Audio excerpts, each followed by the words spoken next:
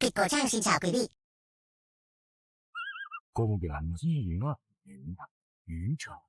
Thiên tai không dứt, động đất liên miên. Đúng lúc nội bộ rối ren, ngoại xâm nổi lên bốn phía, quân địch phương Bắc ồ ạt nam tiến. Ngu triều sắp diệt vong, bá tánh khổ, khổ, khổ.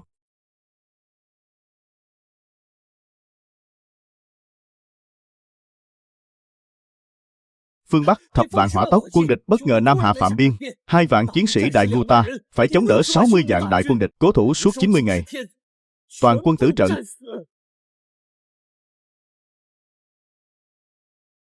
Bách tính đại ngu của ta ra sao rồi? 4 tòa thành thất thủ. Khả hãn quân địch hạ lệnh đồ thành trong 1 tháng. Cấp báo, quân địch liên tiếp hạ 3 thành, 20 vạn bách tính bị bắt giữ. Cấp báo, quân địch lại hạ thêm 1 thành, 30 vạn biên quân phương Bắc đã tử trận 20 vạn, trấn bắt tướng quân viết huyết thư cầu viện. Văn võ bá quan cầu xin bệ kiến, thỉnh cầu hoàng thượng lập tức phái binh lên phía Bắc chống lại quân địch. Phụ hoàng,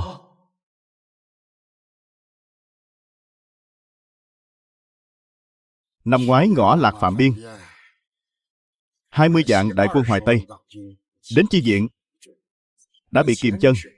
Năm nay vùng phía Nam mưa lớn triền miên suốt mấy tháng, hàng triệu lê dân bách tính lưu ly thất sở. Nay quân địch lại nam hạ, làm gì còn viện binh nào nữa? Quốc khố triều đình trống rỗng, lấy đâu ra ngân lượng mà dùng đây? Đại ngu 300 năm của trẫm sắp diệt vong rồi sao? Nhưng còn bách tính thiên hạ biết phải làm sao?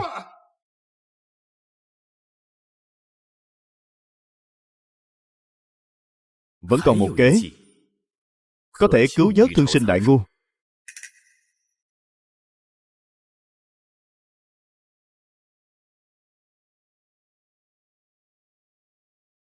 Các ngươi lui xuống hết đi.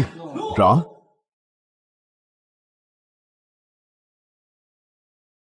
Phụ hoàng, ngươi cũng nghe thấy rồi chứ? Ai đang nói đó?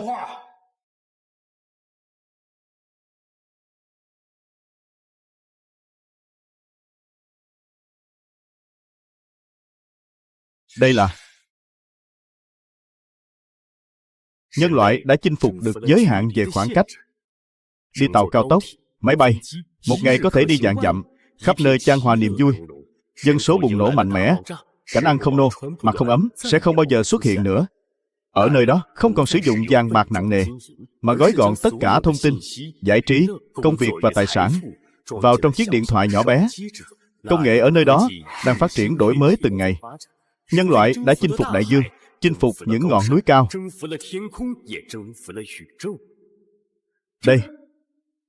Đây là đâu? Là tiên giới sao? Nơi đó có bề dày lịch sử. Suốt 5.000 năm là thời đại bùng nổ, kết tinh trí tuệ của thế giới này. Đó cũng chính là 1.000 năm sau, vị trí mà các ngươi đang đứng. Vẫn còn một kế có thể cứu muôn dân trăm họ nhà ngu. Cầu xin thần tiên chỉ giáo. Cầu xin cứu lấy đại ngu của ta. Đưa một người tới, hậu thế du học 5 năm. 5 năm sau trở về, học được bao nhiêu thì học bấy nhiêu. 2 người, ai sẽ đi?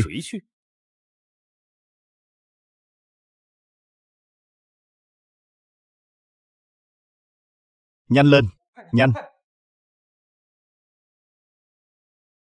Hoàng thượng, Kim Nguyên Bảo, Ngân Nguyên Bảo đã đưa tới. để ở cửa đi. Tuân lệnh.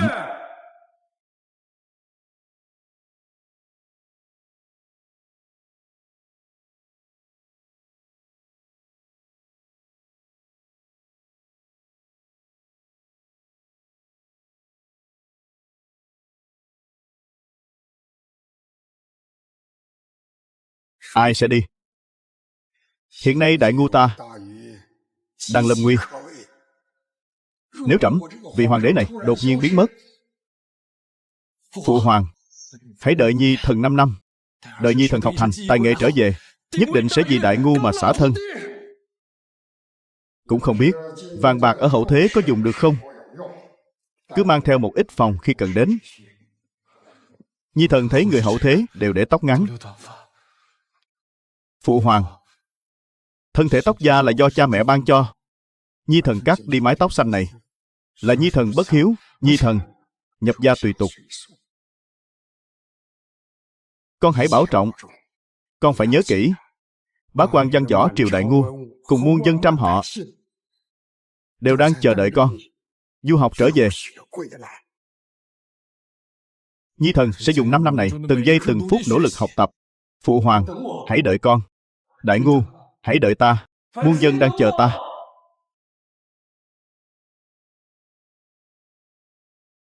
Phụ hoàng, con sẽ giữ vững Giang Sơn đại ngu trong 5 năm. Bệ hạ, văn võ bá quan quỳ mãi ngoài cung không chịu dậy, khẩn cầu bệ hạ lập tức xuất binh giành lại vùng đất đã mất, báo thù cho các chiến sĩ đại ngu đã hy sinh, và cho cả bách tính. Truyền chỉ rút toàn bộ binh lực đại ngu về, đi dời toàn bộ bách tính phương Bắc. Cái gì? Lui binh, không đánh, trấn giữ đại ngu. 5 năm, không gây chiến. đợi 5 năm sau, khi thái tử du học trở về,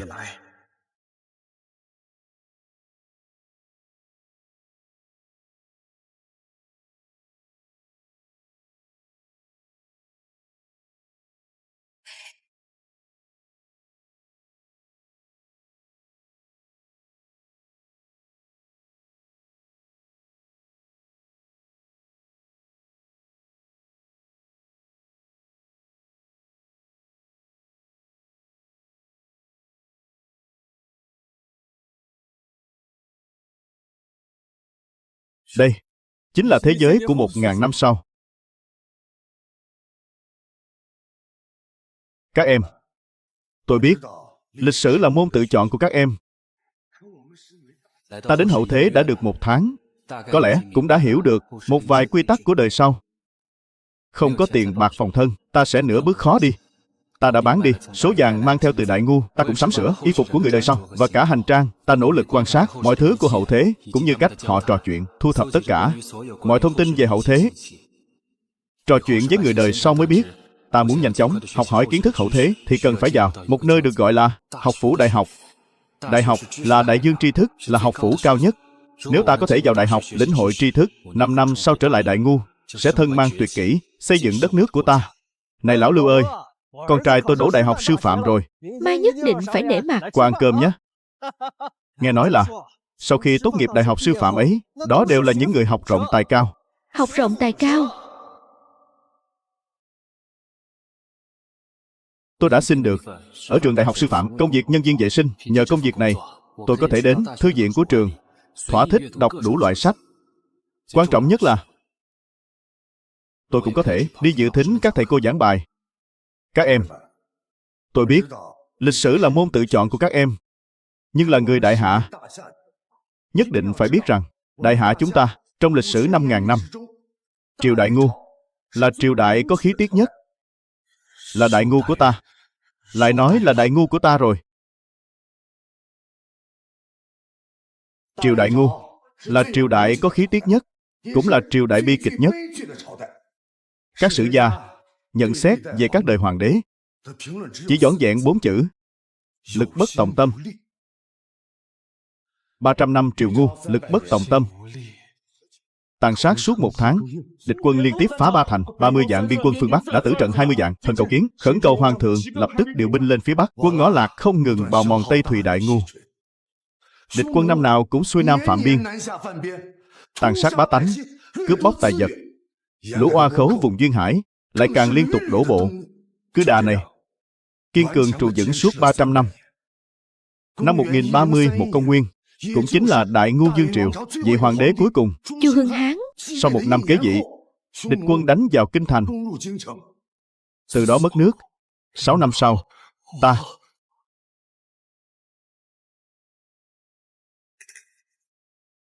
Bạn học này, em làm sao thế?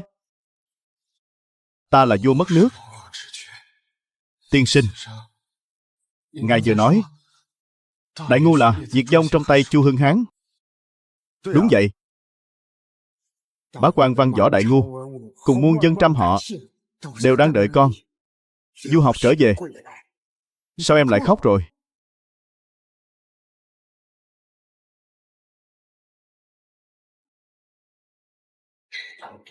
Học trò cầu xin thầy chỉ giáo. Em, học trò cầu xin tiên sinh chỉ giáo. Nếu Chu Hưng Hán có thể xuyên không, đối thoại một lần với tiên sinh, liệu có cách nào chỉ dạy cho hắn hãy cứu lấy Đại Ngu, hả?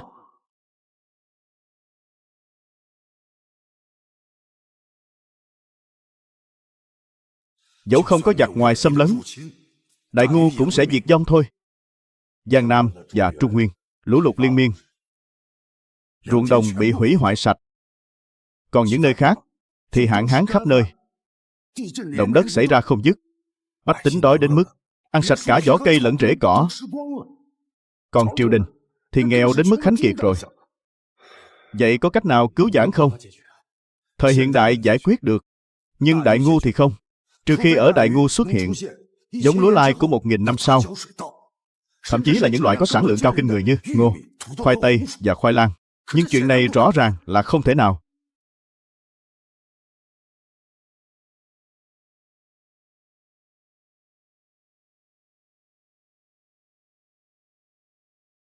Bạn học này, bạn có việc gì không? Tại sao cậu lại hứng thú với triều Đại Ngu cách đây 1.000 năm đến như vậy? Mình đâu có.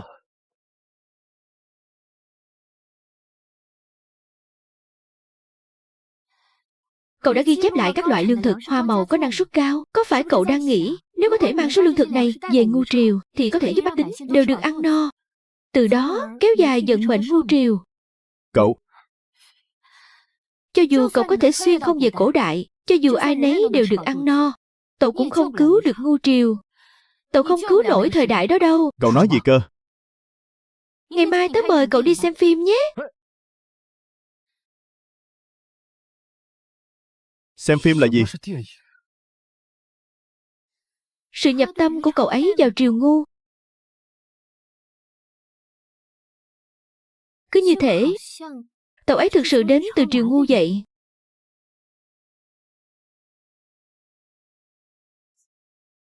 Hóa ra ở hậu thế, sản lượng lúa lai trên mỗi mẫu đã đạt tới 1.600 cân, gấp đúng 10 lần Đại Ngu của ta. Thảo nào người đời sau không còn phải chịu đói nữa. Nghe nói có một vĩ nhân đã cải tiến giống lúa.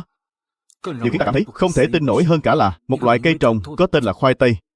Sản lượng mỗi mẫu đạt tới 2 đến 3.000 cân. Ta sẽ dành ra 5 năm để thu thập tất cả giống tốt của các loại cây trồng năng suất cao, đem lại cho muôn dân Đại Ngu của ta. Hy vọng sẽ không bao giờ phải chịu đói nữa.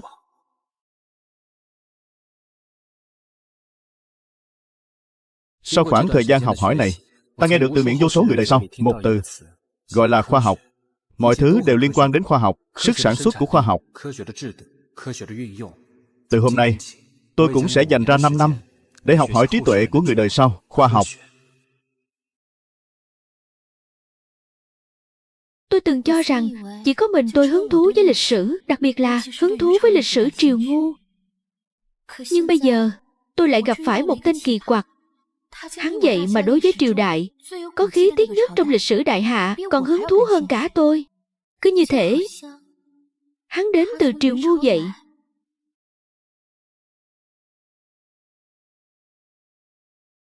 Đầu tháng, địch quân liên tiếp hạ 18 thành của Đại Ngu, ngừng tiến xuống phía nam. Theo tin thám báo, địch quân hiện đang tập kết binh lực, chuẩn bị phát động tổng tấn công vào Đại Ngu. Ước tính, địch quân sẽ tập kết 40 vạn binh mã. Bệ hạ, đã 1 tháng không thượng triều rồi. Bá quan nghị luận xôn xao. Lòng người khắp Đại Ngu đang dao động. Chúng ta thật sự phải co cụm lại sao? Chúng ta thật sự phải tập kết binh lực để trấn thủ kinh sư sao? Này, chính là lúc nhân cơ hội địch quân, binh lực chưa kịp tập kết, là thời cơ tốt nhất để tập kích. Bệ hạ, Thần Trương Hy xin được xuất chiến. Thái tử vẫn chưa du học trở về, trẫm không dám mạo hiểm dù chỉ một chút. Bệ hạ, 80 vạn hộ gia đình phương Bắc, Lưu ly thất sở, hàng triệu bách tính bỏ mạng dưới gió ngựa quân thù, khắp đại ngu xác chết đói đầy đường. 80 vạn hộ gia đình, hàng triệu bách tính, trong mắt bệ hạ chẳng lẽ chỉ là những con số lạnh lẽo sao? khẩn cầu đại ngu xuất binh, khẩn cầu đại ngu xuất binh. Chống lại quân địch, chúng thần xin liều chết can gián. Chống lại quân địch, chúng thần xin liều chết can gián. Khẩn cầu đại ngu xuất binh, chống lại quân địch. Chúng thần xin liều chết can gián.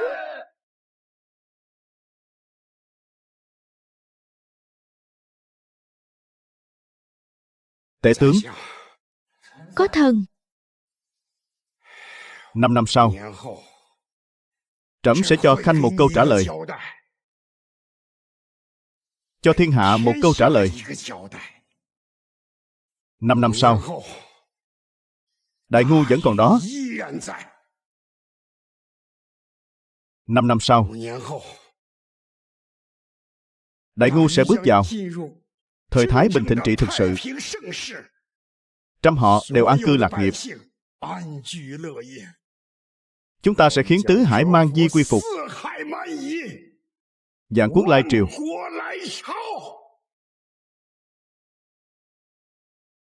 Tể tướng có tin trẫm không? Thần tin. Nhưng tại sao lại là 5 năm?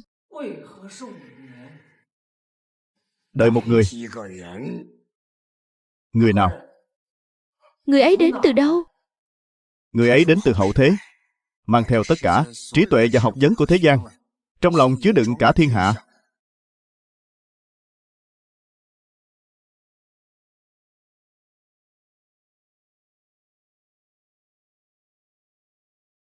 Tôi cảm thấy anh là người có học, hiểu lễ nghĩa, có bề dày văn hóa.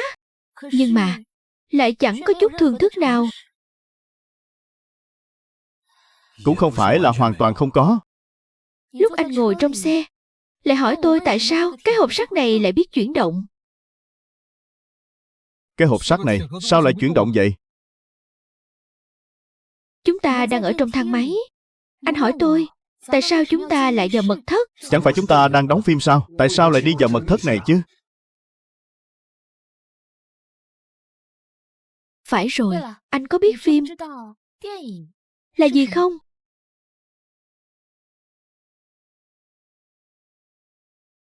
Ta không rành về phim lắm.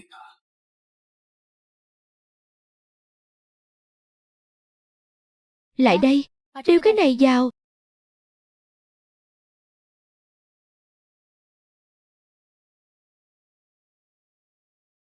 Anh ta, chẳng lẽ thật sự là người cổ Đại Xuyên không đến sao?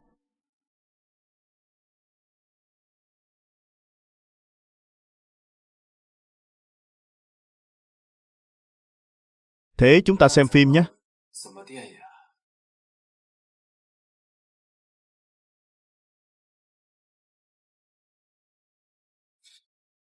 Anh sao thế? Đây là vật gì? Hủy thiên diệt địa, lại có thể khiến vô số người tay chân đứt lìa bay tứ tung. Đạn pháo đấy, anh không biết sao? Đạn pháo.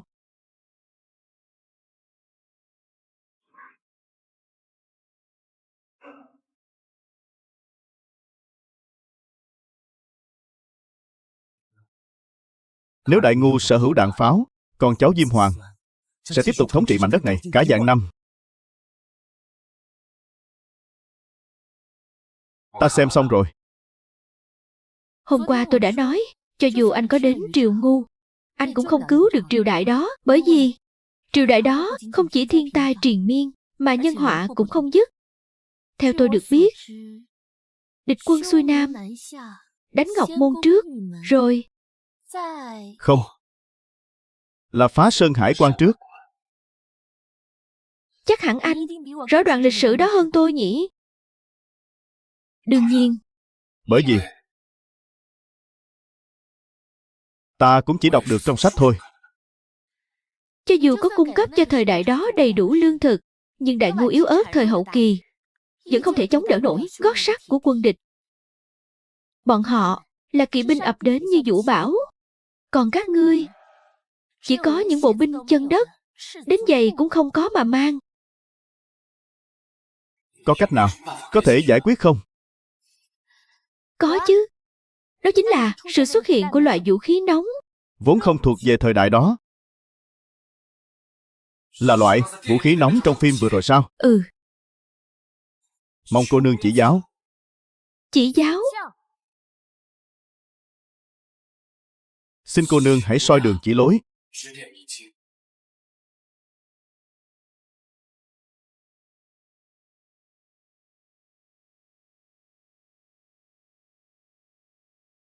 Tôi không thiếu tiền.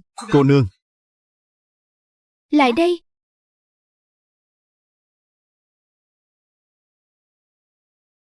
Gần hơn chút nữa.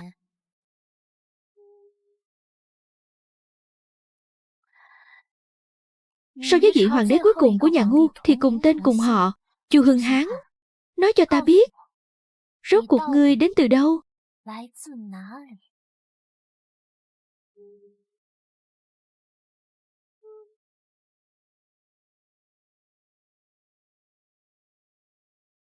Ta cho rằng, thứ mà đại ngu thật sự cần là sự hệ thống hóa về năng lực sản xuất công nghiệp cũng như năng lực quân sự.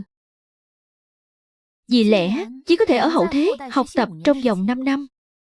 nên sau khi cân nhắc kỹ lưỡng, ta nhận thấy Tô Thanh Thanh là một nữ tử cực kỳ thông tuệ, thế nên ta đã đem chuyện của mình đã nói cho cô ấy biết. Trong 5 năm ở hậu thế này, nếu ta có được sự giúp đỡ của cô ấy, có lẽ ta sẽ đạt được những thành quả ngoài mong đợi. Kế hoạch số 3 tiến hành tại Đại Ngu, cải cách chế độ giáo dục, mở ra thời đại công nghiệp cho Đại Ngu.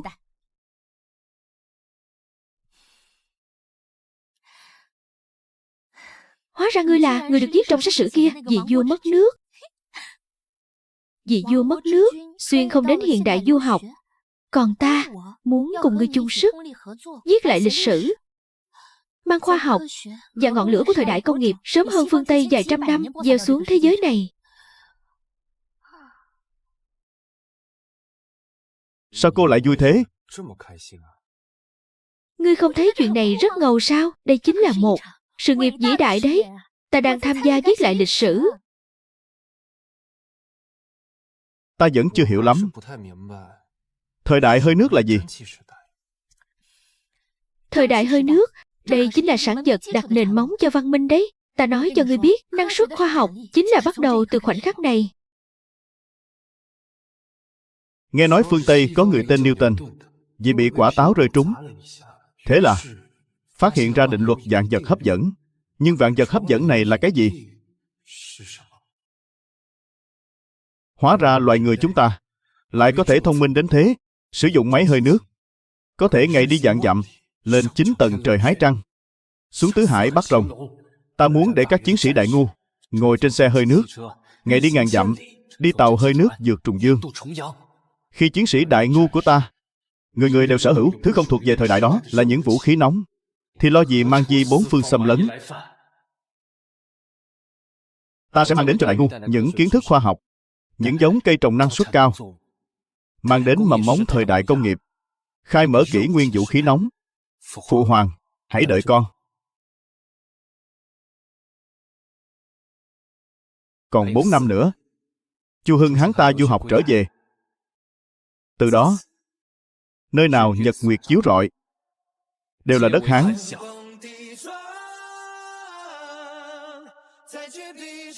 Bá tánh Đại Ngu của ta sẽ ngẩng cao đầu trước toàn thế giới.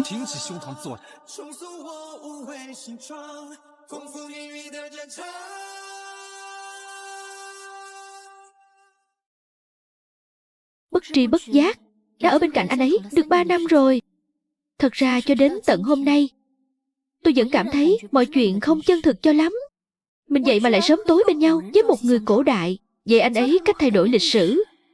Thanh Thanh, anh đói rồi. Anh gọi đồ ăn nhé. Em muốn ăn gì? Anh ấy biết gọi cả đồ ăn ngoài rồi.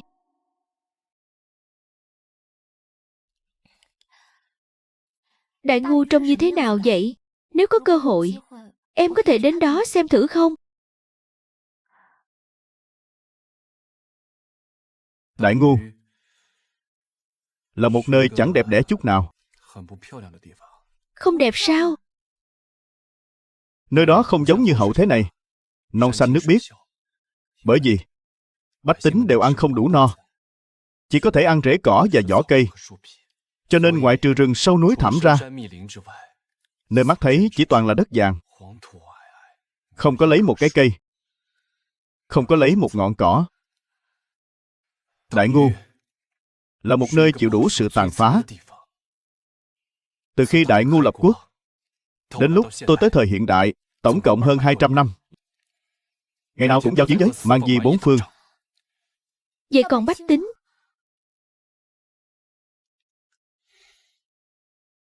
Họ sống rất khổ cực. Họ rất đáng thương. Nhưng mỗi khi có chiến tranh, trên tường thành của chúng ta đều là những bách tính tự nguyện bước lên.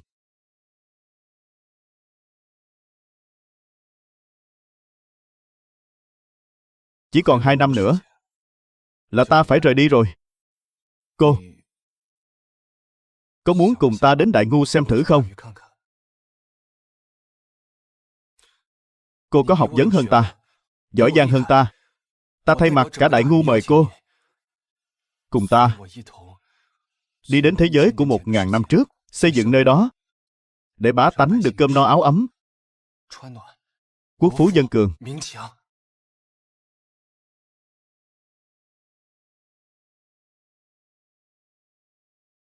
Hoàng thượng, địch quân chiếm 4 thành của ta, người không xuất binh. Khi mất 18 thành, người không xuất binh. Khi mất 26 thành, người vẫn không xuất binh. 800 vạn lưu dân không nhà để về, tràn vào kinh kỳ, người vẫn cứ không xuất binh. Giang Nam thất thu lương thực, 40 vạn bá tánh chết đói trong nhà. Triều đình không xuất được ngân lượng cứu trợ. Ái Khanh, bá quan Văn Võ khuyên can bệ hạ không nghe. Họ lại không dám nói thẳng. Nhưng lão thần Vương Triển đã phụng sự 3 đời vua, nay đã 85 tuổi rồi. Có một câu thần muốn nói cho bệ hạ nghe. Hôn quân. Tô Gan. Bệ hạ là vua vong quốc của Đại Ngô, nhưng thần không muốn làm vong quốc chi thần.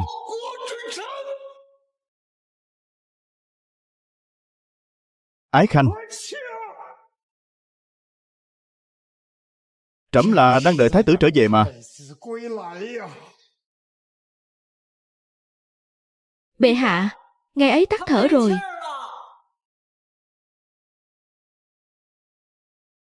Nếu như còn có thể, trao cho thái tử một Giang sơn xoay chuyển càn khôn. Hôn quân. Tiếng xấu này trẫm nhận lấy là được.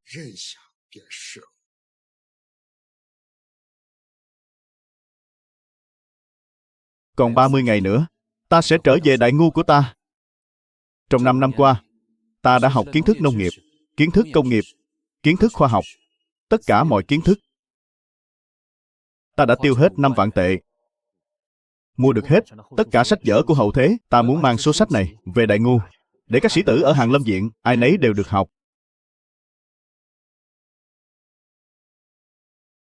Ông chủ, có bộ đàm không? Có chứ.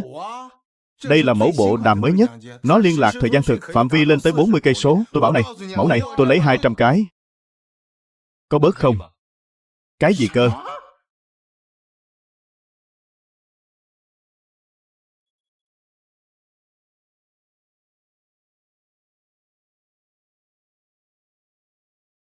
Sau này cần gì cứ đến nhé.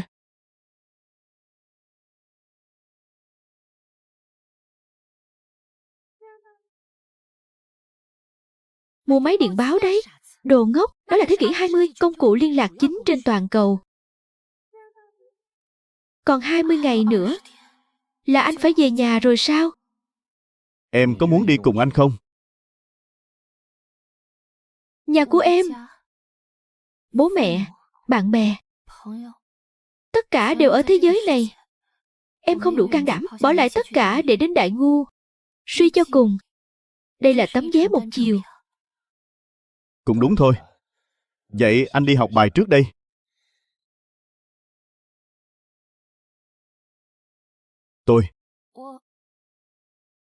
Tôi sẽ suy nghĩ thêm.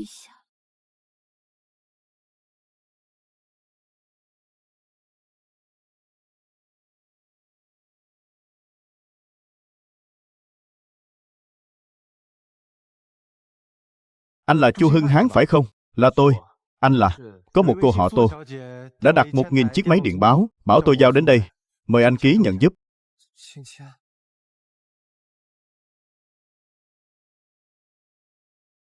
Thời buổi này người giàu kỳ lạ thật đấy. Loại đài cổ thế này mà lại mua tận 1.000 cái.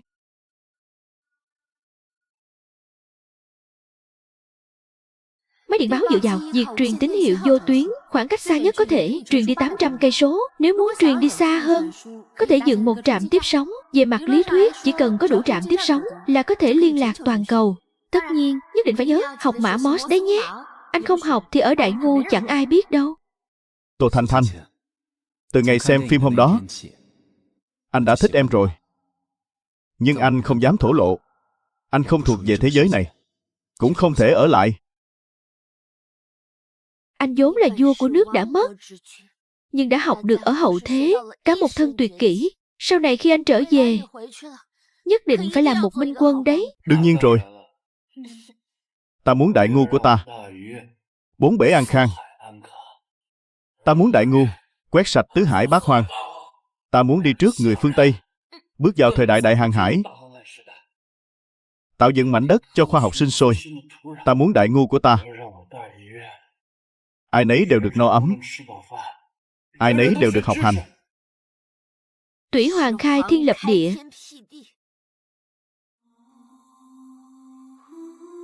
Ta định sẵn phải trở về Đại Ngu.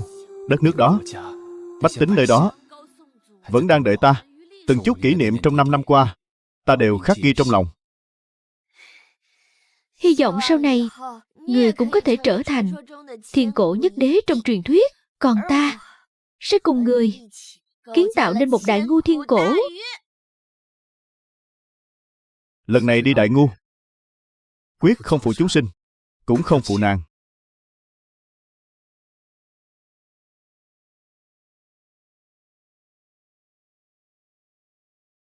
Anh là Chu Hưng Hán phải không? Có một cô tên là Tô Thanh Thanh đặt mua 2 tấn hạt giống lúa, hạt giống ngô, hạt giống lúa mì vụ đông và 2 tấn khoai tây nữa. Anh ký tên vào đây, ký nhận giúp tôi.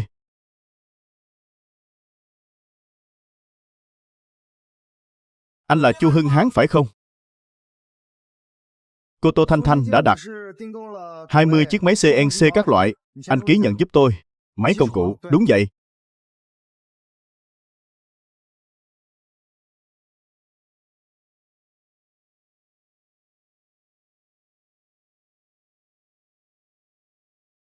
Cô Tô Thanh Thanh đặt mua 100.000 hộp penicillin. Phiền anh ký nhận cho. Cô Tô Thanh Thanh đặt mua 10 tấn cồn. Đây là 100.000 hộp amoxicillin. Phiền anh ký nhận cho. Cô Tô Thanh Thanh đặt mua 100 chiếc máy phát điện. Phiền anh ký nhận cho.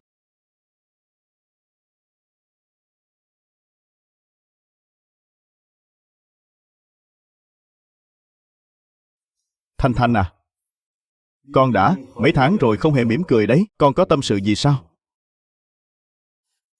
Con có một người trong lòng. Con có nên buông bỏ tất cả để theo đuổi không? Là ai? Con yêu rồi sao? Nói thế này nhé, con có một ước mơ, muốn đi đến phương xa xem thử. Nếu con không đi, đời này của con sẽ đánh mất người mình yêu thương nhất. Em, con muốn cùng ta đến Đại Ngu xem thử không? Nhưng nếu con đi, con sẽ phải rời xa những người bạn thân thiết, mọi thứ quen thuộc. Con phải chọn thế nào đây?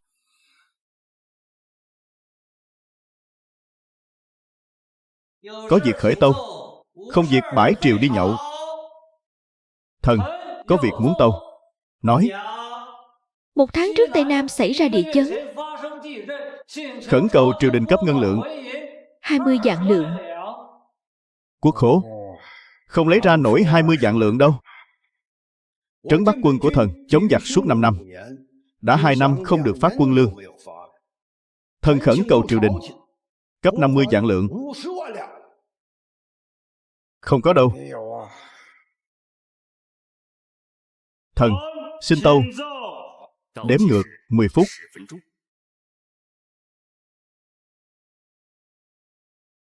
Hắn cuối cùng cũng sắp về rồi. Trẫm đợi được rồi.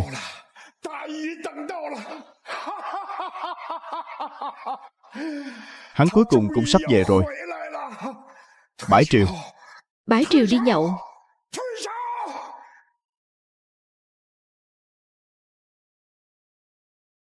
Đếm ngược về nhà. 2 phút.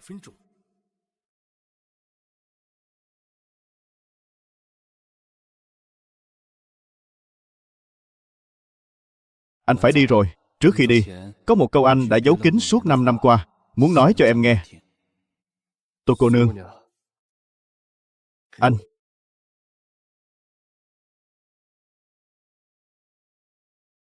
Chu Hưng Hán.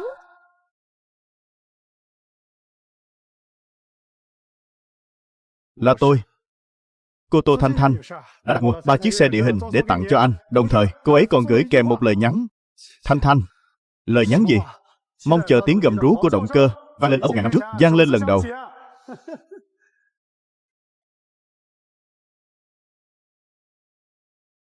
Không phải là 3 chiếc sao? Đúng vậy.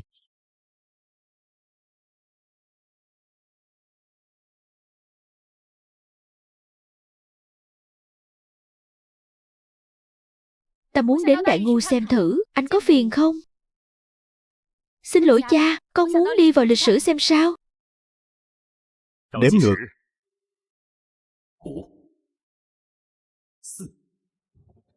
5, 4, 3, 2,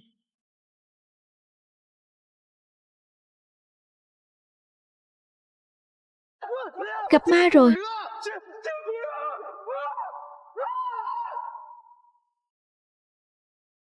Chu Hưng Hán, tất cả vật tư của hậu thế đã được cất giữ toàn bộ trong không gian.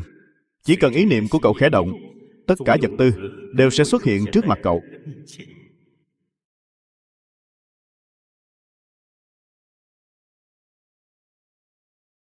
Phụ hoàng.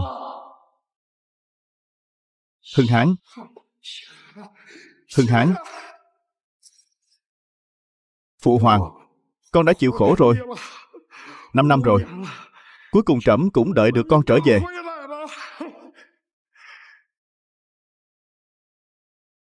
Vị này là...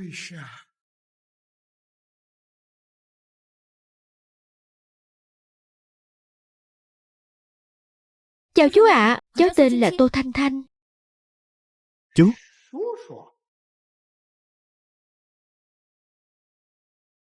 Phụ hoàng, vị này là Tô Thanh Thanh, là người đời sau.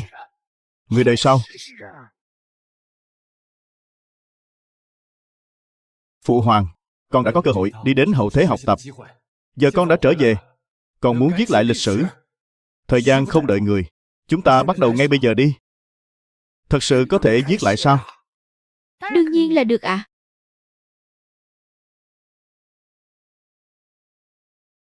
Con có biết kiếp năm nay là năm nào? Năm Thiên Ân thứ 32. Quốc khố trống rỗng, biên quân phương Bắc ngày đêm chống giặc. Vậy mà triều đình lại khất lương quân suốt mấy năm trời. Năm sau biên quân làm phản, quân địch chính thức nhập quan. Quốc khố trống rỗng. Đây là bí mật của triều đình. Sao ngươi lại biết? Ta có bí kíp mà. Phải rồi, năm Thiên Ân thứ 32, hàng triệu lưu dân tràn vào kinh sư. Triều đình không lo xuể.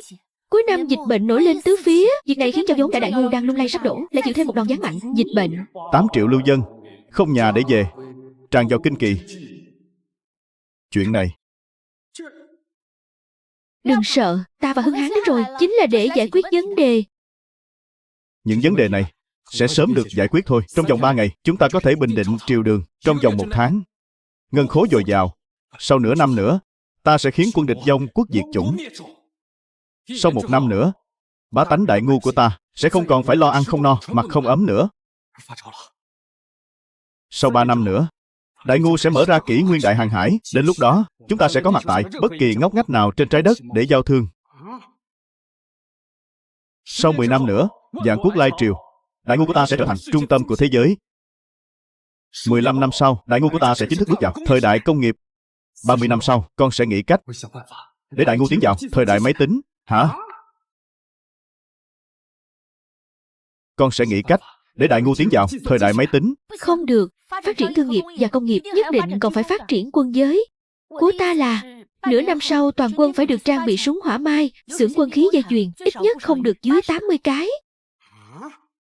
1 năm sau phải có thể sản xuất dây chuyền, tự chủ chế tạo súng trường bán tự động. 2 năm sau, súng máy Maxim bắt buộc phải ra đời. Giọng nữ bên trong là của ai vậy? Lựu đạn, hỏa tiễn, xe tăng, những thứ này đều phải nghiên cứu đồng bộ. Còn cần ngươi nhắc nhở ta sao? 5 năm sau, chiếc chiến đấu cơ Harrier đầu tiên của Đại Ngu nhất định phải bay lên bầu trời. Đại Ngu sẽ bắt đầu đào tạo lứa không quân đầu tiên trên toàn cầu. Cái gì? Còn muốn lên trời nữa sao? Cái gì? Khi chiến đấu cơ của Đại Ngu cất cánh bay lên thì việc nghiên cứu chế tạo tên lửa đạn đạo cũng phải được đưa vào lịch trình. Ta đã sớm lên kế hoạch rồi. Hiện đại hóa toàn quân, đây chính là thế trận mà ta muốn bày ra. Một đại cục. 15 năm sau, quả bom nguyên tử đầu tiên của Đại Ngu nhất định phải thử nghiệm thành công. Đại Ngu chúng ta sẽ đi trước thế giới cả ngàn năm. Bom nguyên tử xuất hiện trước thời đại. Từ nay chân lý chỉ nằm trong tầm bắn của Đại Bác, bao trùm toàn cầu. 20 năm sau, tên lửa của Đại Ngu sẽ phóng lên không trung. Trong lịch sử nhân loại, phóng thành công vệ tinh đầu tiên. Giọng của Thái tử. Chẳng phải Thái tử đã mất tích 5 năm rồi sao? Tô Thanh Thanh, nhiệm vụ này giao cho cô. Cô có tự tin không? Ta đến đây để làm gì chứ? Ta đến chính là để làm việc này mà. Vậy thì làm thôi.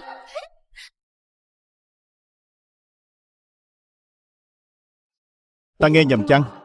Lại muốn lên trời, lại muốn vạn quốc triều bái đại ngư, lại còn nguyên tử đạn, ta nghe chẳng hiểu gì cả. Đại bạn, có thần.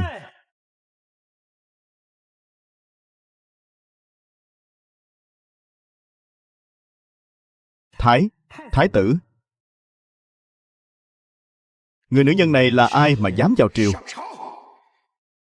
Bệ hạ, người vừa tuyên bố bãi triều, lại triệu tập triều thần. Trẫm có việc trọng yếu muốn tuyên bố.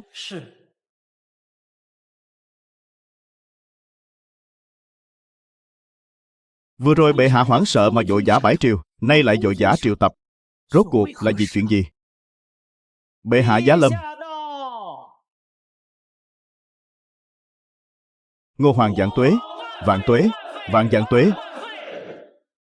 Bình thân, tạ bệ hạ. Thái tử điện hạ giá lâm.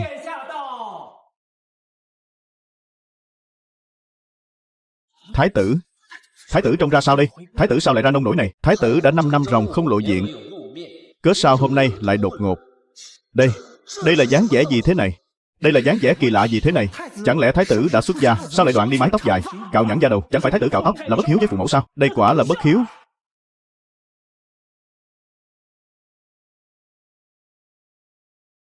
Tô cô nương đến.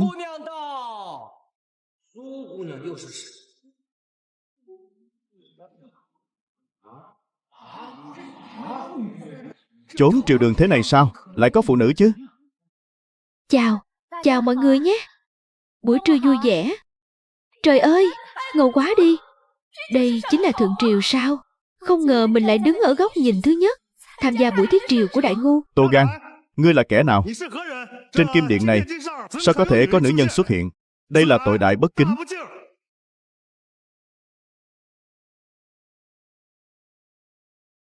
Người đâu? Bắt lấy ả cho ta. Triệu Tự Luật, lùi xuống trước đi. Trẫm giới thiệu một chút. Tô cô nương đến từ hậu thế.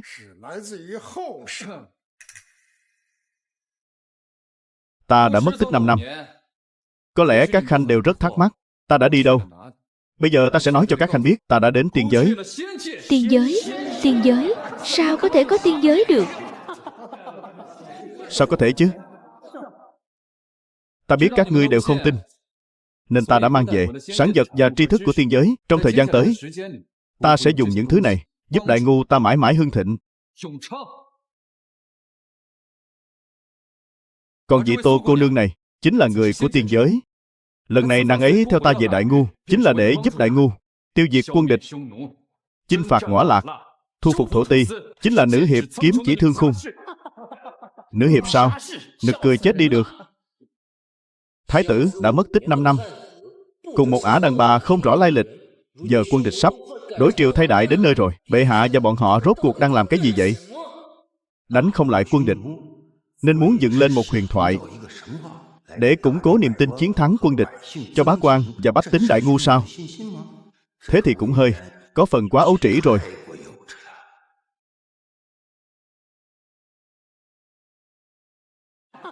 Nực cười thật. Già rồi, đến lúc phải thoái vị rồi. Trẫm tin rằng thái tử đã học được một thân tuyệt kỹ ở hậu thế, nhưng chốn triều đường cũng cần có sự am hiểu. Hôm nay trẫm sẽ không nói gì, chỉ xem thái tử cai quản triều chính thế nào, làm thế nào để khiến văn võ bá quan tâm phục khẩu phục. Bệ hạ, thái tử, các người nói cái gì mà tiên giới, rồi nữ hiệp gì đó, thần không hiểu. Thần chỉ xin hỏi một câu. Tể tướng cứ nói, quân địch sắp phá được Quan Ải. Chẳng bao lâu nữa sẽ phá nốt ải cuối cùng, tiến thẳng vào kinh sư. Phải xử trí thế nào đây? Đương nhiên là phản công. Cách phòng thủ tốt nhất chính là tấn công. Chỉ cần trong vòng 1 năm chúng ta tiêu diệt được quân địch thì tự nhiên sẽ không còn nguy cơ nữa. Khẩu khí lớn thật. Thái tử tuy có khí phách, nhưng giờ nói gì sợ cũng đã muộn rồi. 1 năm tiêu diệt quân địch. Ngông cuồng. Vương tướng quân, địch quân có bao nhiêu binh lực? Theo báo cáo từ tiền tuyến, hiện tại địch quân đang tập kết ở đó. Quân chủ lực là 30 vạn. Đại Ngu ta không chỉ phải chống lại địch quân, mà còn phải trấn áp Ngõa Lạc và các thổ ti. Binh sĩ Đại Ngu ở tiền tuyến không đủ 10 vạn. Ngài nói xem, trong vòng 1 năm có thể tiêu diệt địch quân hay không? Tiêu diệt địch quân ư? Quả là chuyện hoang đường. Địch quân tập kết 40 vạn, khắp vùng Mạc Bắc, lãnh thổ bao la, lại còn có hàng triệu đại quân địch. Thái tử, người nghe thấy chưa? Đương nhiên là nghe rồi. Vậy mà vừa rồi người còn buông lời ngông cuồng. Nói cái gì mà sẽ tiêu diệt quân địch trong vòng 1 năm? Không am hiểu quân sự không đáng sợ. Đáng sợ là người lại tự cao tự đại đến mức này. Hiện giờ Đại Ngu ta 3 tháng.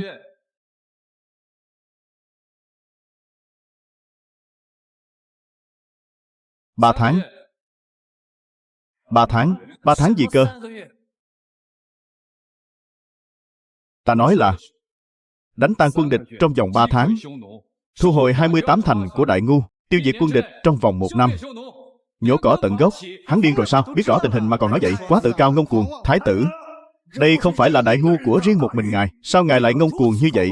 Ngài đúng là... Mang lên đây.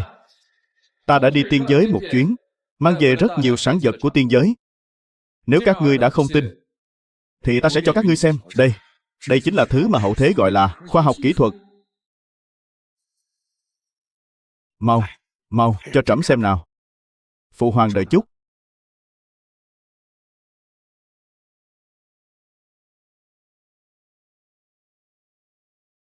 Vương tướng quân, bắt đầu từ hôm nay, ta muốn cho cả thiên hạ biết một đạo lý. Từ nay về sau, thứ Đại Ngu ta dựa vào sẽ không còn là số lượng binh lính nữa và sinh mạng của bách tính để lấp vào hố sâu chiến tranh, mà là dựa vào khoa học kỹ thuật. Trong tương lai, thứ đọ sức là năng lực sản xuất công nghiệp, thứ đọ sức là khoa học kỹ thuật. Khoa học kỹ thuật là gì? Năng lực sản xuất công nghiệp là cái gì hả? Trang bị là cái gì? Không hiểu là có ý gì? Ta. Thế nghĩa là sao hả? Thế là có ý gì? Vương tướng quân, nếu như ở cách xa hàng trăm cây số, thì có thể nắm rõ tình hình quân địch, biết được cách chúng bày binh bố trận. Như vậy có thể tăng thêm mấy phần thắng. Chuyện này căn bản là không thể nào. Thám mã của chúng ta không thể xâm nhập sâu vào doanh trại địch. Ngài chỉ cần nói cho ta biết, có thể tăng thêm mấy phần. 2 phần.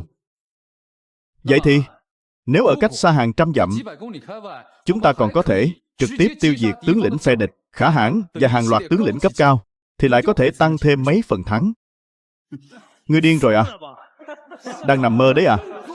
Đúng là nói chuyện viển vông. Đây là chuyện không thể nào. Tướng địch đang ở hậu phương. Việc này trước tiên, nói ta nghe nắm chắc mấy phần. 10 phần. Tam quân không thể không có chủ soái, địch quân như rắn mất đầu. Không đáng lo ngại. Vậy một trái một phải cộng lại chính là 120%. 12 phần. Vừa khéo, ta đã mang từ tiên giới về một chiếc.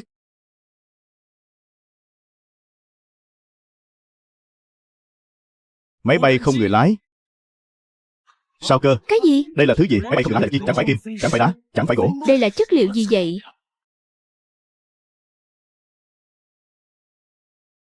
Tuy không biết cái gọi là máy bay không người lái, nhưng đây chính là sản phẩm công nghệ của hậu thế sao? Đây là thứ gì thế này?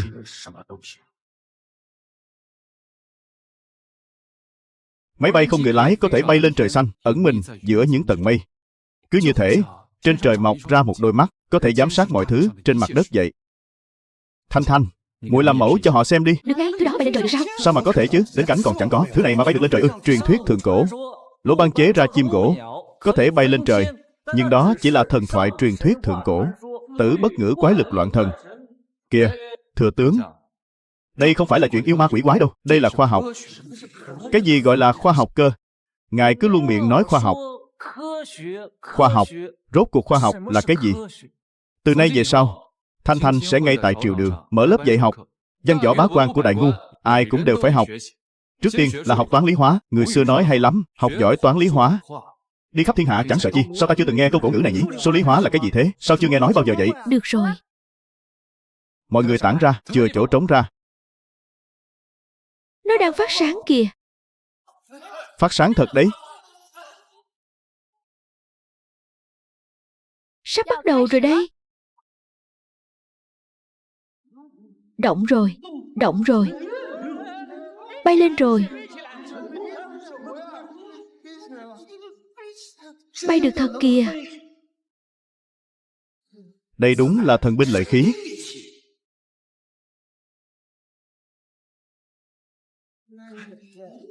Tô cô nương, vật này là do thứ trong tay cô, do cái hộp vuông điều khiển hả? Đúng vậy, cái này gọi là điều khiển từ xa. Nhìn này. Nó nhìn thấy thật kìa. Thấy thật rồi. Nhìn này, gạt cái cần này là điều khiển bay lên và hạ xuống. Gạt cần bên này là sang trái phải trước sau.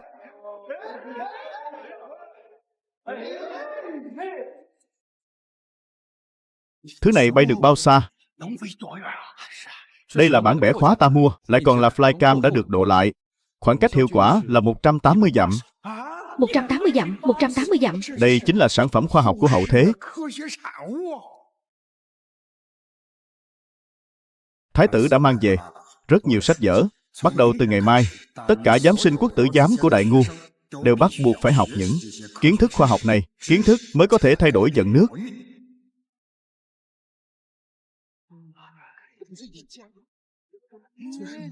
Đây là hoàng cung.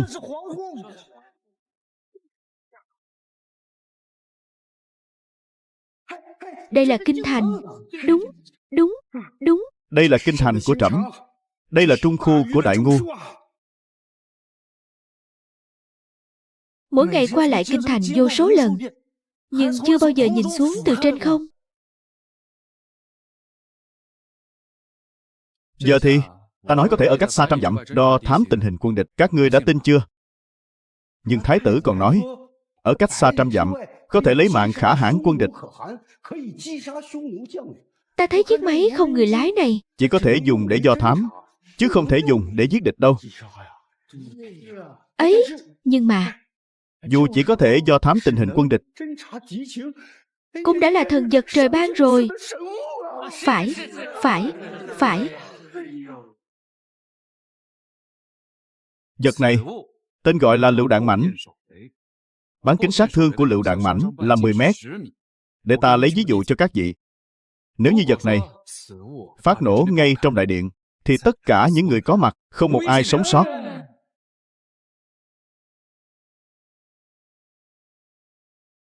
Nếu trước tiên dùng máy bay không người lái trinh sát được vị trí đại doanh của quân địch, rồi dùng một chiếc khác mang lựu đạn mảnh bay lên không trung, thả từ ngay phía trên xuống, liệu có thể thực hiện ám sát không? Thứ gì thế này? Từ trên trời bay đến không một tiếng động, thả thiên hỏa xuống. Đáng sợ quá. Quả thực là lấy thủ cấp người từ ngoài ngàn dặm. Đây quả là thần vật. Đây quả là thần vật. Loại máy bay không người lái này ta có 100 chiếc. 100 chiếc vật phẩm thần tiên này sao? Một chiếc đã quá sức ly kỳ rồi. Vậy mà thái tử có tới cả 100 chiếc. Lẽ nào ngài ấy thực sự đã đến tiên giới? Vương tướng quân, liệu có thể phá địch? 3 tháng sẽ phá được địch. Ta không hài lòng. Tại sao? Điều ta muốn là đại ngu, ta không tốn một binh một tốt, trong vòng 3 tháng đánh tan quân địch. Thực sự có thể không tốn một binh một tốt sao? Đó là 30 vạn quân địch đấy. Không thể nào. Vậy thì phải mời ra thứ ta mang về từ tiên giới, món pháp bảo thứ hai rồi. Hả? Cái thứ hai? Trong chiếc rương thứ hai lại là gì? Chẳng lẽ lại là pháp bảo thần tiên gì nữa? Thái tử nói cái này gọi là sản phẩm khoa học. Cái thứ hai là gì vậy? Mau mở ra đi, cho chúng ta xem với. Người đông mắt tạp. Món pháp bảo thứ hai này chỉ có các đại thần nội các mới được xem. Vương tướng quân, tể tướng, thượng thư bộ công Trương Vũ, còn cả tầng đại học sĩ, hãy ở lại. Những người khác bãi triều đi nhậu đi, tuân lệnh. Khoan đã, ta suýt quên mất một việc. Dẫn lên đây. Ta quả thực đã đi tiên giới một chuyến. Còn Tô cô nương cũng là người trở về từ tiên giới. Lần này các khanh đã tin rồi chứ? Chuyện này không tin cũng không sao. Ta từ tiên giới đã mang về một ít đặc sản. Các quan viên đại ngu ai cũng có một phần đặc sản. Thái tử thật có lòng. Tạ ơn thái tử.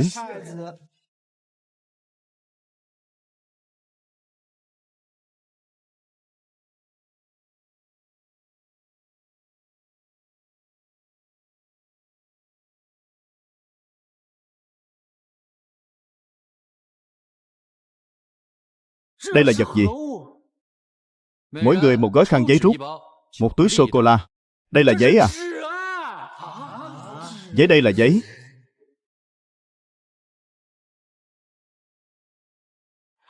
Giấy này mềm mại thật. Thứ này được làm ra thế nào vậy? Mỏng như cánh ve. Mềm tựa như bông. Đúng vậy. Khăn giấy. Khăn giấy là thứ gì? Giấy.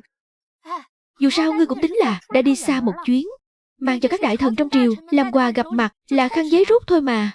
Chẳng phải còn có sô-cô-la đây sao? Thái tử, vật này dùng để làm gì? Dùng để viết chữ. Thì lại quá mềm. Đúng vậy, cái này dùng để đi vệ sinh đấy.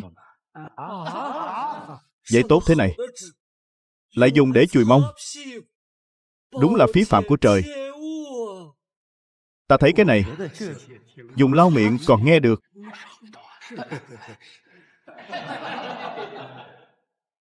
Vương tướng quân, thế còn sô-cô-la này mới là dùng để ăn. Nhưng nhớ kỹ nhé, tuyệt đối không được cho chó mèo trong nhà ăn. Chúng mà ăn sô-cô-la này là sẽ bị ngộ độc đấy. Ngon quá. Được rồi, quan viên dưới nhất phẩm, bãi triều. Tuân lệnh.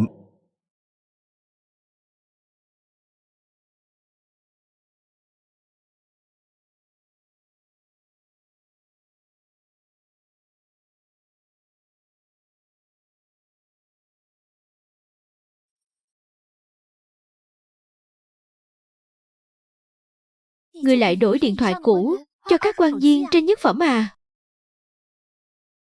Ngươi lại đổi điện thoại cũ cho các quan viên trên nhất phẩm à?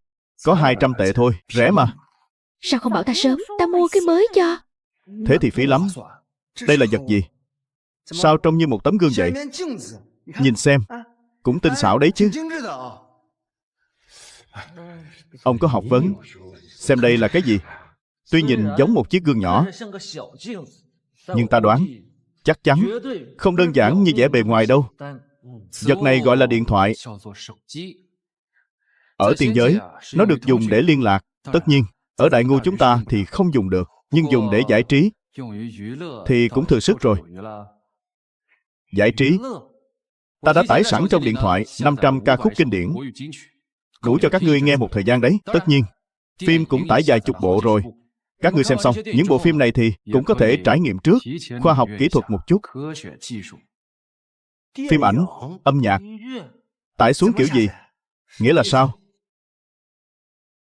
Vượt qua sông Áp Lục, Trân Châu Cảng, Huyết Chiến Đồi Hát Sao, Chiến dịch Hoài Hải, Đại chiến Bách Đoàn, Điệp vụ Biển Đỏ. Mấy bộ này không thiếu bộ nào đâu. Đương nhiên, cũng tải thêm cả phim Hollywood nữa, như là Người khổng lồ xanh, Người nhện. Xem xong thì cũng coi như bước đầu tiếp cận lĩnh vực hóa học và sinh học rồi. Buổi tối lúc rảnh rỗi cũng có thể xem Người Sắt để cảm nhận sự choáng ngợp của công nghệ. Còn mấy phim tình cảm ấy, ta biết các ngươi không thích xem nên không tải về đâu. Còn mấy phim tình cảm ấy, ta biết các em không thích xem nên ta không tải nữa. Tạm thời đừng nghiên cứu điện thoại nữa, chúng ta nói chuyện chính sự đi. Tiếp theo chính là món thần binh lợi khí thứ hai của chúng ta. Cái này, mở thế nào vậy ạ? Đợi sau khi bãi triều, ta sẽ chỉ dẫn tỉ mỉ cho các khanh sau nhé. Được, Vương tướng quân. Trước khi xem món lợi khí thứ hai, ta muốn hỏi ông một câu trước đã. Thái tử, xin người cứ nói. Liên lạc tức thời. Ồ không, truyền tin và mệnh lệnh. Việc này trong quân đội có quan trọng không? Quan trọng đến mức nào? Trước khi ra trận, chúng ta đều sẽ phái lính đi do thám tình hình địch trước. Thông thường, chúng ta sẽ tung ra hơn 100 lính do thám. Khoảng 5 ngày sau, chỉ có 2-3 người sống sót trở về. Phần lớn đều bị phát hiện và giết chết. Cho dù như thế, về cách bày binh bố trận của địch, chúng ta phải nắm rõ như lòng bàn tay. Việc truyền tải thông tin quan trọng này sẽ quyết định thắng bại của trận chiến. 5 ngày. Nếu gặp lúc trời đổ mưa lớn, thì tối đa là 5 ngày. Nhờ màn mưa che chắn, thám báo có thể thúc ngựa phi nước đại. Còn nếu trời quang mây tạnh, tầm nhìn rõ ràng, thám báo sợ bị địch quân phát hiện, nên tốc độ sẽ chậm đi rất nhiều. Có lẽ phải 10 ngày, có lẽ là 1 tháng. Vậy nếu ta nói, sau khi thám tử dò la được tin tức, chủ soái ở hậu phương ngay tức khắc liền có thể nhận được tin, liệu có thể quyết định thắng bại không? Biết được tình báo ngay tức khắc sao? Không thể nào, trừ phi là bồ câu đưa thư. Không thể được. Khi hai quân đối đầu, đều có thần tiễn thủ mai phục tứ phía. Một khi phát hiện bồ câu đưa thư, thần tiễn thủ sẽ lập tức bắn hạ ngay. Bồ câu đưa thư vốn dĩ chẳng thể bay về doanh trại ta được. Ta là, nếu có thể biết tin tức ngay lập tức, thì nắm được bao nhiêu phần thắng trong cuộc chiến này? Biết tin ngay lập tức ư? Vậy thì không còn là chuyện thắng thua nữa. Chuyện này căn bản là không thể thua được. Sách có câu, biết người biết ta, trăm trận trăm thắng. Đây chính là món thần binh lợi khí thứ hai mà ta tặng cho Dương tướng quân.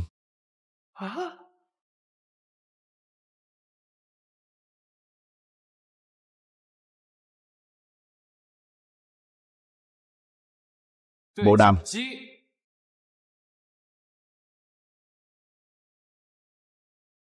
Bộ đàm. Thế nào gọi là bộ đàm? Bộ đàm là cái gì? Công dụng của cái hộp dung này là gì? Bộ đàm. Cái này hiểu theo mặt chữ thì hình như là có thể nói chuyện với nhau. Bộ đàm có thể thông qua tín hiệu điện tử để thực hiện trong phạm vi 20 km, trong phạm vi 40 dặm, liên lạc tức thời. 40 dặm. Thám báo và chủ soái, mỗi người cầm một chiếc bộ đàm là có thể thực hiện trong phạm vi 40 dặm, liên lạc tức thời rồi. Chuyện này sao có thể chứ? Chính là thiên lý nhãn, thuận phong nhĩ mà. Thanh, làm mẫu cho họ xem đi. Bộ đàm này ấy là cần phải chỉnh kênh. Đến lúc đó các vị chỉ cần chỉnh về cùng một kênh là dùng được rồi. Đây, cầm lấy. Tần số đã chỉnh xong rồi. Vậy thì Dương tướng quân, làm phiền ngài ra cách đây 40 dặm thử xem sao. Chuyện này được.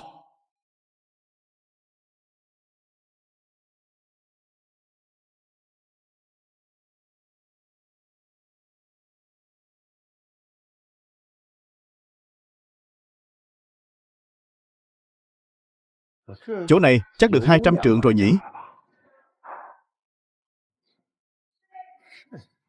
Sao chẳng có tiếng gì thế này?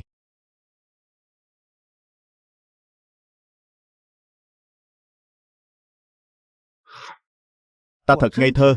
Lại đi tin rằng trên đời này có thuật thiên lý truyền âm. Vương tướng quân, vậy mà thật sự truyền được tiếng nói rồi. Đây là giọng của tể tướng. Vương tướng quân. Tại hạ là tể tướng Đại Ngu, Trương Hy đây ạ. Ngài có nghe thấy không? Dương tướng quân. Thái tử nói, nghe rõ xin trả lời.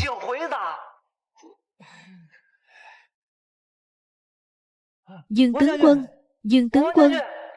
Thái tử nói nghe rõ, xin hãy trả lời. Vương tướng quân. Thái tử nói, ngài phải ấn giữ nút bên hông thì mới nói được ạ. Dương tướng quân. Nút ở bên hông ấy.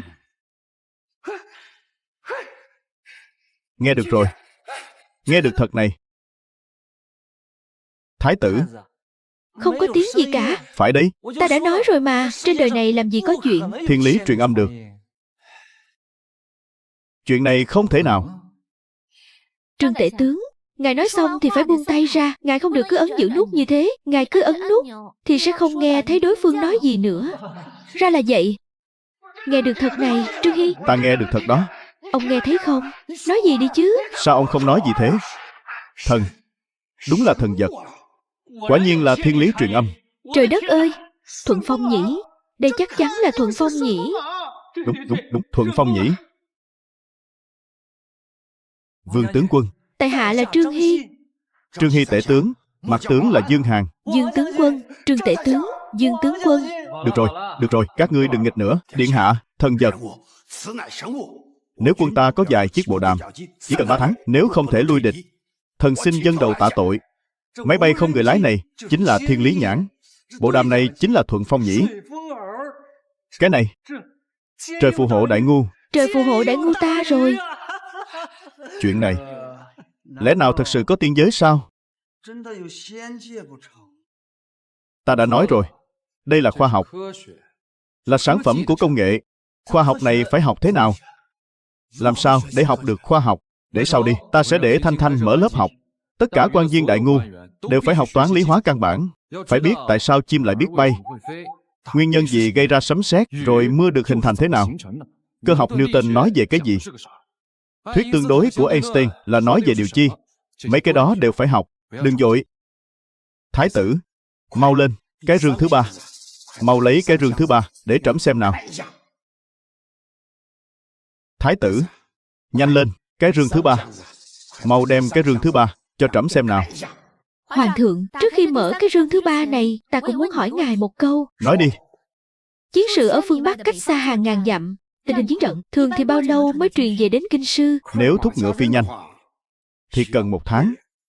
Vậy thì từ bây giờ sẽ không cần đến 1 tháng nữa. Cũng giống như chiếc bộ đàm này, chỉ trong chốc lát là có thể nắm rõ chiến sự. Cái gì?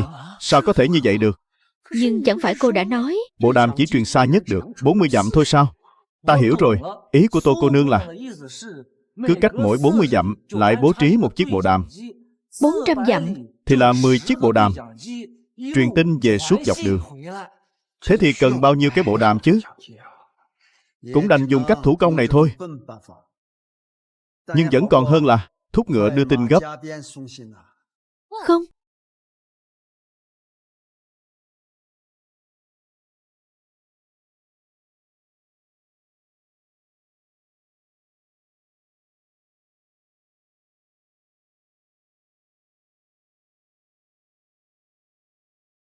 Máy điện báo. Máy điện báo. Cái này dùng thế nào đây? Máy điện báo có thể liên lạc đường dài, khoảng cách xa nhất là 1000 km, tức là 2000 dặm. Sao có thể như vậy được? Tin tức từ mọi nơi trên cả nước đều có thể truyền về kinh sư à? Có điều, máy điện báo này so với bộ đàm thì phức tạp hơn một chút. Máy điện báo không thể đối thoại trực tiếp, nó chỉ có thể phát ra những tiếng tích tích tích nhất định. Cái tiếng này, dựa vào tiếng này để truyền tin. Làm sao ta biết đối phương đang nói gì chứ? Dựa vào tiếng này để truyền tin. Làm sao ta biết bên kia đang nói gì vậy? Tuy chỉ có một loại âm thanh, nhưng chúng ta có thể dựa vào nhịp điệu của nó để sắp xếp thành các tổ hợp. Ví dụ, giang 1 tiếng là cầu diện, giang 2 tiếng là bại trận, tích tích tích giang liên tiếp 3 tiếng thì có nghĩa là chiến thắng. Vậy thì thông tin truyền đi. Cũng đơn giản quá rồi. Phức tạp hơn chút thì thế là đủ rồi. Tuy truyền tin hơi chậm, nhưng có còn hơn không mà. Ai nói là chỉ truyền được tin đơn giản? Chúng ta có thể thiết kế nhịp điệu, ví dụ như một dài một ngắn, một ngắn một dài. Những nhịp điệu khác nhau này đại diện cho những ý nghĩa khác nhau. Về mặt lý thuyết, chúng có thể kết hợp vô hạn. Tất nhiên, cái này phải dùng kết hợp với mã Morse. Giả dụ như đối phương gửi đến 3 dài 1 ngắn, cộng thêm 2 ngắn 1 dài. Vậy thì ta sẽ ghi lại những nhịp điệu này, sau đó mở một cuốn sách nhỏ tên là Mã Mo ra. Anh thích em. Giống như tra từ điển vậy, để tra cứu ý nghĩa của nó, rồi ghép chúng lại với nhau. Như vậy là đọc được những thông tin phức tạp rồi. Còn làm thế được nữa hả? Đây chính là khoa học mà cô nói sao? Tuy chỉ có một âm thanh, nhưng dựa vào độ dài ngắn và nhịp điệu, lại có thể diễn tả được những ý nghĩa phức tạp. Người phát minh ra thứ này, đầu óc cấu tạo kiểu gì vậy chứ? Vương tướng quân, có mặt tướng. Ta ban cho ngươi 3 món pháp bảo này, có tự tin đánh tan quân địch không? Có. Vậy nói cho ta biết, tin thắng trận truyền về kinh sư mất bao lâu? 2 tháng. Nếu không thể đánh tan quân địch, mặt tướng xin lấy cái chết tạ tội. Được, đi đi. Kể từ ngày mai, hãy dương cao quốc uy đại ngu ta. Tuân lệnh. Trương đại nhân. có thần. Thời đại thay đổi rồi. Còn các khanh, có muốn thay đổi không? Ý của Thái tử Điện Hạ là, nếu thần không muốn thay đổi, thì sẽ đổi người khác làm tể tướng. Thái tử Điện Hạ, vi thần muốn thay đổi. Vi thần muốn học kiến thức khoa học.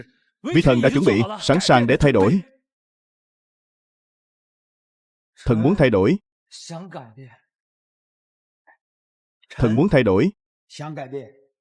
Được. Bắt đầu từ ngày mai, Thanh Thanh cô nương sẽ mở lớp dạy học. Tất cả quan lại trong triều Đại Ngu đều phải tuân theo sự chỉ dạy, trở thành học trò của cô ấy. Chuyện này. Cái gì? Ta đường đường là tể tướng, Lại phải làm. học trò của một nữ tử trẻ tuổi sao? Chuyện này mà đồn ra ngoài, Chẳng phải sẽ bị cái sĩ trong thiên hạ chê cười sao? sao cơ? Ta đường đường là tể tướng, lại phải làm học trò của một nữ nhi trẻ tuổi sao? Chuyện này mà đồn ra ngoài, chẳng phải sẽ bị Cái sĩ trong thiên hạ chê cười sao? sao vậy? Ban nãy không phải ông vẫn nguyện ý thay đổi sao? Giờ lại hối hận rồi à? Chuyện này, Tô Gan, ta tuy vẫn chưa đăng cơ, nhưng ta đã là trữ quân. Trương Hy, ngươi dám lừa ta? Trương Hy, ngươi lại dám khi quân? Thần, Thái tử Điện Hạ, thần không dám khi quân đâu ạ. Thần đã hạ quyết tâm rồi. Sẽ đi theo Thanh Thanh cô nương, Không. đi theo Tô lão sư, học tập kiến thức khoa học. Ngươi sợ rồi sao? Chúng ta phải làm sao đây? Trả lời ta đi. Kể từ hôm nay, Trương Hy nguyện bái Tô cô nương làm thầy. Tô lão sư, chúng ta nguyện ý. Không dám, không dám, không dám, không dám. Tốt. Kể từ ngày mai, Đại Ngu ta sẽ mở ra một chương mới. Đại Ngu ta sẽ bắt đầu cải cách. Lui xuống đi. Tuân lệnh. Ta đang chờ xem Đại Ngu tiến gần hơn với hậu thế. Ta muốn tận mắt nhìn thấy Đại Ngu này. Người người hóa rồng. Phụ hoàng, sau này người nhất định sẽ danh lưu thiên cổ, trở thành Đại Ngu Võ Hoàng đế. Đại Ngu Võ Hoàng đế là con, không phải ta. Nhi thần sao dám. Cũng đừng tự xưng Nhi thần nữa. Tập làm quen đi. Tự xưng là trẫm.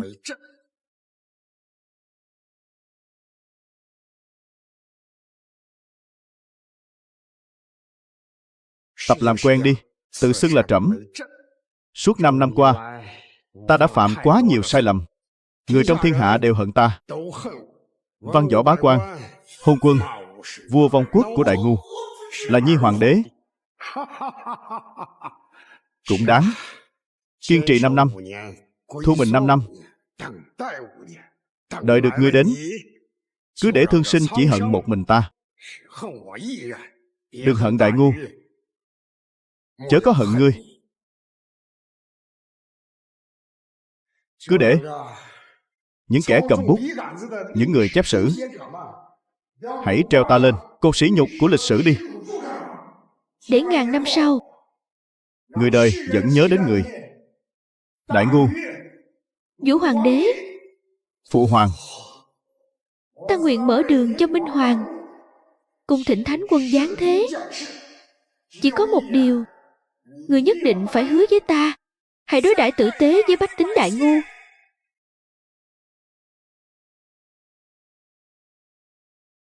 Nhi thần tuân chỉ. Chọn ngày, soạn cho trẫm chiếu tội kỹ. chiếu cáo thiên hạ, trẫm có tội, nguyện ý nhường lại cho người hiền tài. Trẫm nguyện thoái vị, trao xã tắc thiên hạ cho Minh Quân. Bệ hạ, bệ hạ.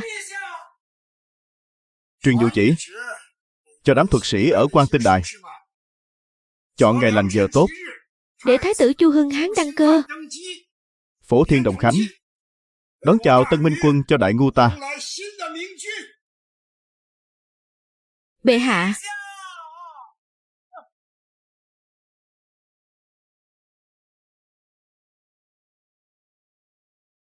Lão gia, thứ thái tử ban cho này rốt cuộc là vật gì vậy? Thiếp chưa từng thấy bao giờ. Xịt, cửa nẻo đóng kỹ chưa? Đừng để gia đình nha hoàn biết, truyền ra ngoài là nguy to đấy. Đây là bí mật. Yên tâm đi, thiếp đã sớm cho bọn họ lui xuống nghỉ ngơi rồi. Thái tử đã đi tiên giới một chuyến. Cái gì? Thái tử mất tích 5 năm, bà còn nhớ không? Hôm nay thái tử đã trở về thượng triều, Nghe nói là đã đi tiên giới, còn mang theo một vì nữ tử tiên giới trở về. dung mạo đó đẹp tựa thiên tiên vậy. Nếu không có gì ngoài ý muốn, chẳng bao lâu nữa sẽ là thái tử phi rồi. Thêm vài năm nữa thôi, sợ rằng chính là hoàng hậu nương nương rồi. Có tiên giới thật sao? Hiện giờ ấy chỉ có triều thần mới biết thôi, Đây là bí mật Tày Đình, không được truyền ra ngoài đâu đấy. Đại ngu chúng ta đã được người tiên giới che chở rồi. Đám địch quân kia chẳng là cái thá gì cả. hóa ra là vậy. Chuẩn bị xong chưa? Tiếp theo đây, Cả nhà ba người chúng ta sẽ bắt đầu dùng thứ của tiên giới này. Sốt cái gì la? Chuẩn bị xong rồi.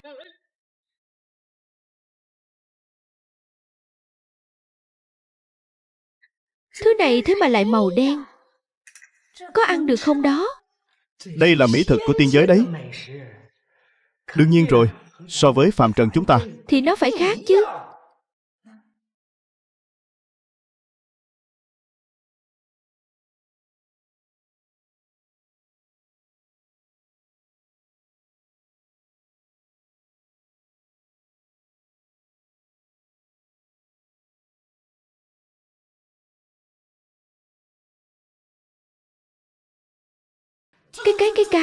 Cái này thế mà lại ngọt. Ngon quá đi mất. Đây là mỹ vị nhân gian ngon nhất mà ta từng ăn. Không được ăn nữa đâu, chỉ còn lại chút xíu này thôi. Sau này á, cha con mình 1 tháng chỉ ăn 1 miếng thôi. Nào, Ta lại dùng giấy của tiên giới này, lau miệng nào.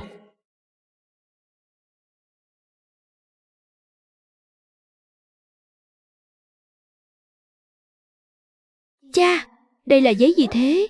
Sao mềm vậy? Nghe nói gọi là... À đúng rồi, gọi là giấy vệ sinh. Giấy vệ sinh.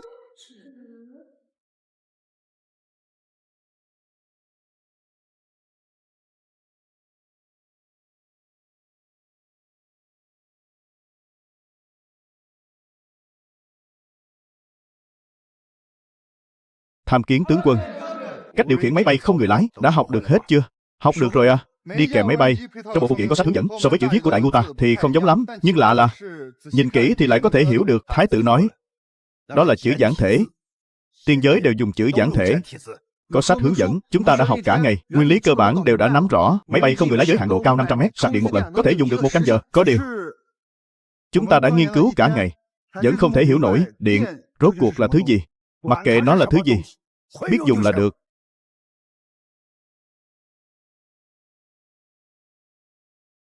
"20 chiếc máy bay không người lái, hỏa tốc vận chuyển ra tiền tuyến, đưa vào sử dụng."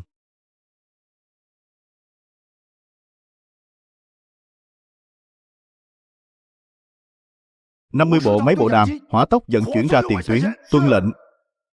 Đây là một bộ máy điện báo, chỉ cần đưa một cái, vận chuyển ra tiền tuyến. Mã Morse, các ngươi đi đường cứ xem dần, từ từ mà học thuộc. Đi. Tuân lệnh, tướng quân. Ta có dự cảm, Không quá 3 năm nữa, Đại Ngu sẽ trở thành một dáng vẻ khác. Tô cô nương có lẽ sẽ dùng cái gọi là sức mạnh của khoa học khiến cho Đại Ngu đế quốc trường tồn bất diệt.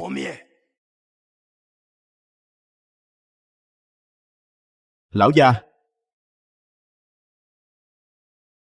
các ngươi lui ra, canh giữ ngoài cửa. Đêm nay không cho phép bất cứ ai lại gần thư phòng của ta. Một con ruồi cũng không được. Vâng.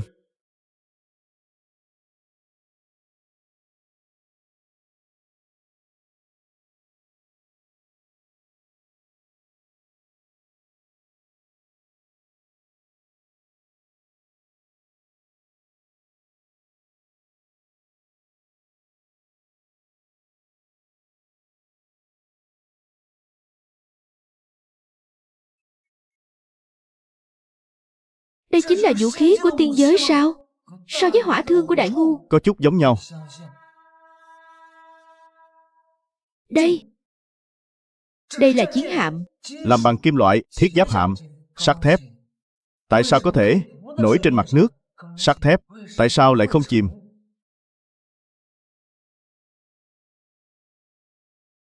Người Tây Dương còn có thể như vậy sao? Đây chính là sức mạnh của công nghệ ư?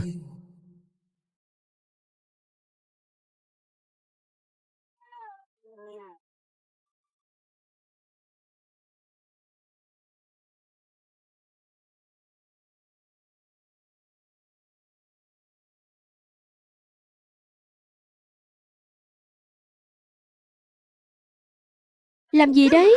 Còn chưa ngủ à? Ngủ đi thôi.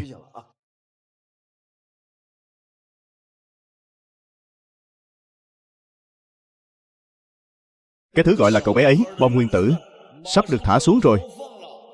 Sao lại tắt rồi? Cái này, sao tự nhiên lại hết điện thế? Điện này là thứ gì vậy? Nạp điện thế nào đây? Rốt cuộc có chịu ngủ không hả? Lão Phu đang xem. Trứ trong truyền thuyết có thể hủy thiên diệt địa là cậu bé. Làm gì có thời gian mà ngủ? Cậu bé gì cơ? Làm gì có cậu bé nào?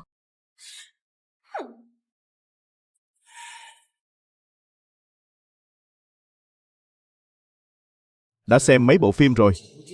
Sao càng lúc càng thấy nơi này dường như chẳng giống tiên giới chút nào. Từ trong đó, qua vài lời vụn vặt, dường như có thể cảm nhận được những bộ phim đó Quay cứ như là tương lai. như là hậu thế vậy.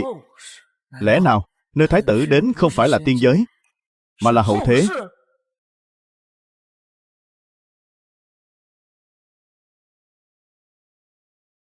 Muốn học kiến thức khoa học, trước tiên toán học là thứ không thể thiếu. Hôm nay chúng ta sẽ học về chữ số Ả Rập. Tiên giới có câu, học giỏi toán lý hóa, đi khắp thiên hạ không sợ gì. Chữ số trong toán học được xếp hàng đầu, đủ để thấy tầm quan trọng của nó. Có thể nói rằng toán học chính là gốc rễ của vật lý, hóa học và kinh tế học. Hoàng thượng giá lâm, hoàng thượng vạn tuế, miễn lễ. Hôm nay ở đây không phân vua ta, trẫm cũng là học trò, trẫm cũng phải bắt kịp thời đại. Vâng. Vậy chúng ta tiếp tục. Số 1 này ấy à, chính là chữ nhất của chúng ta, chữ số Ả Rập. Một nét sổ thẳng đại diện cho chữ nhất nằm ngang của chúng ta.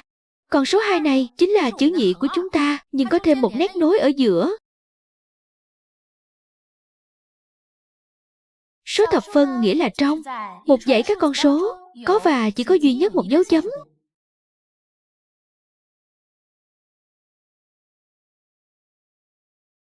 Nơi chúng ta đang sống được gọi là trái đất, mà trái đất 70% đều được tạo thành từ nước.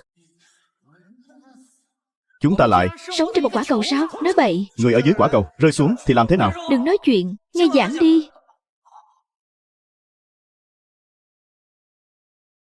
Chúng ta đương nhiên sẽ không rơi xuống, bởi vì chúng ta có dạng vật hấp dẫn. Mà cái này, dạng vật hấp dẫn là gì nhỉ? Dạng vật hấp dẫn được một nhà vật lý nước ngoài đưa ra. Nơi chúng ta đang sống gọi là trái đất.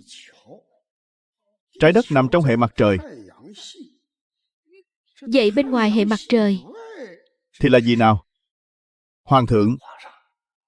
Bên ngoài hệ mặt trời là ngân hà ạ. Đúng, ngân hà.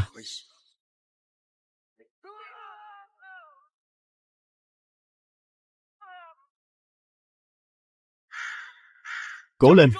Sáng mai là tới tiền tuyến rồi. Chúng ta nhất định phải hộ tống thần khí an toàn tới tiền tuyến. Bài hôm nay là vật lý. Trước hết sẽ nói về đòn bẩy. Nguyên lý đòn bẩy chính là khi có một điểm tựa, báo cáo. Phương học sĩ cứ nói. Ta ngồi hơi xa. Không nhìn rõ công thức này. Ta muốn Ngồi gần hơn một chút. một quan tam phẩm như ngươi. Ngồi lên trước làm gì? Không nhìn rõ thì thôi chứ. Kêu ca cái gì? Người ấy à, là bị lão thị rồi. Ta ở tiên giới từng có được một chiếc kính lão. Sau khi đeo vào, có thể đọc chữ ban đêm, nhìn rõ người từ xa trăm trượng. Lại có thần vật thế này sao? Tạ ơn điện hạ.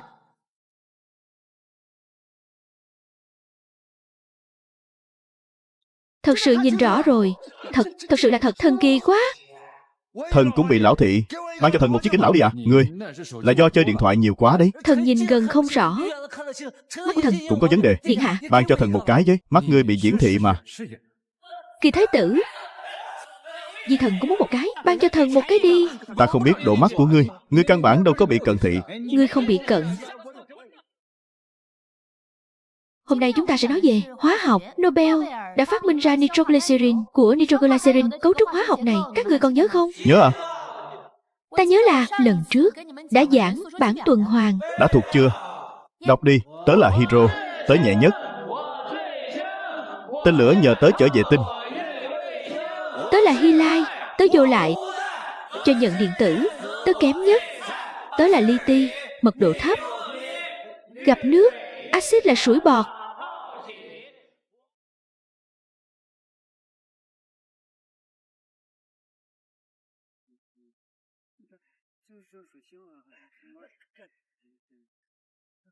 Đến lượt ta, đến lượt ta. Tô lão sư bảo trên mặt trăng có hố.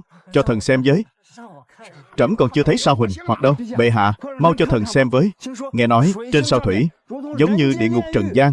Ngày nào cũng có. Núi lửa phun trào đấy. Mau cho thần xem cái địa ngục đó đi.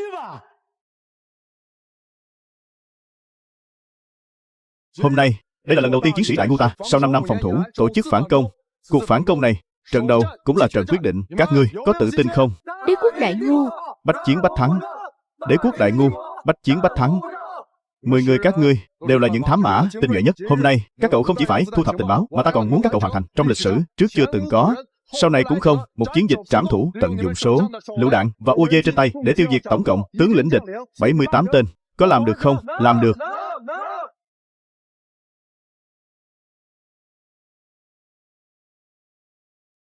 Năm năm trước, địch quân chiếm mất của Đại Ngu 28 châu.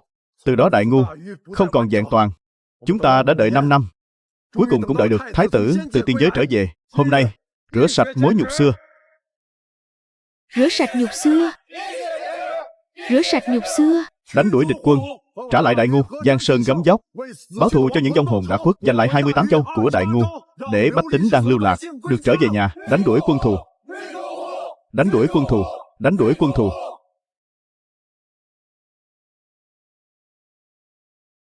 Là tọa giá của tiên nhân, là do Thái tử Điện Hạ mang từ tiên giới về đó. Nghe nói đó là chiếc xe ngày đi vạn dặm. Tháng trước, Thái tử đã đem chiếc xe tiên này được chuyển từ kinh sư tới để chi viện cho tiền tuyến. Các ngươi đều biết, đại sư đối với chiếc thiết tiên xa này là vô cùng yêu thích. Hôm nay các ngươi chính là trước khi đại quân khai bạc trong nhiệm vụ ám sát một lưỡi dao sắc bén, ta đã đặc biệt xin điều tới 2 chiếc tiên xa để trợ giúp các ngươi một tay. Hôm nay 4 món tiên khí hộ thân. Các ngươi có thể hoàn thành nhiệm vụ không? Có thể. Lên xe. Tuân lệnh. Nếu các ngươi ám sát thành công, đại quân địch sẽ như rắn mất đầu. Đó chính là lúc Đại Ngu ta 10 vạn đại quân xuất binh.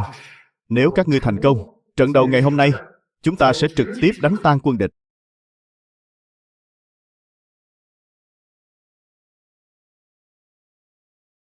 Chúng đã đánh ta hàng trăm năm nay, nhưng kể từ hôm nay cho đến vạn năm về sau, từ nay thế công thủ đã đổi chiều rồi. Ẩm mã hãn hải. Phong Lan cư tư. Phong Lan cư tư. Từ nay thế công thủ đổi chiều, nơi giặc đến được. Đợi tin của nhóm ám sát đi.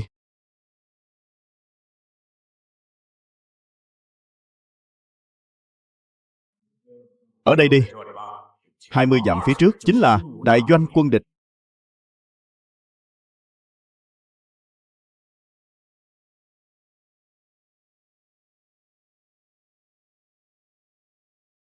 chuẩn bị phóng máy bay không người lái.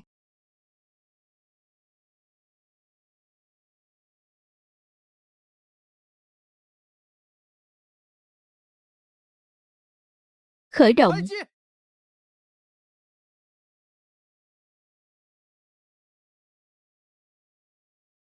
Cất cánh.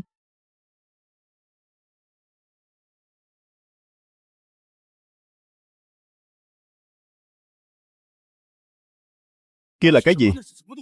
Chim bay. Nó thả cái gì xuống thế? Thần linh nổi giận. Hộ giá, hộ giá. Đại tướng quân tử trận, hộ giá. Khả hãn tử trận. Nhiệm vụ hoàn thành, ám sát thành công. Đại quân địch đã bị đánh tan, hoàn thành nhiệm vụ. 78 mục tiêu đều đã ám sát thành công. Địch quân tháo chạy.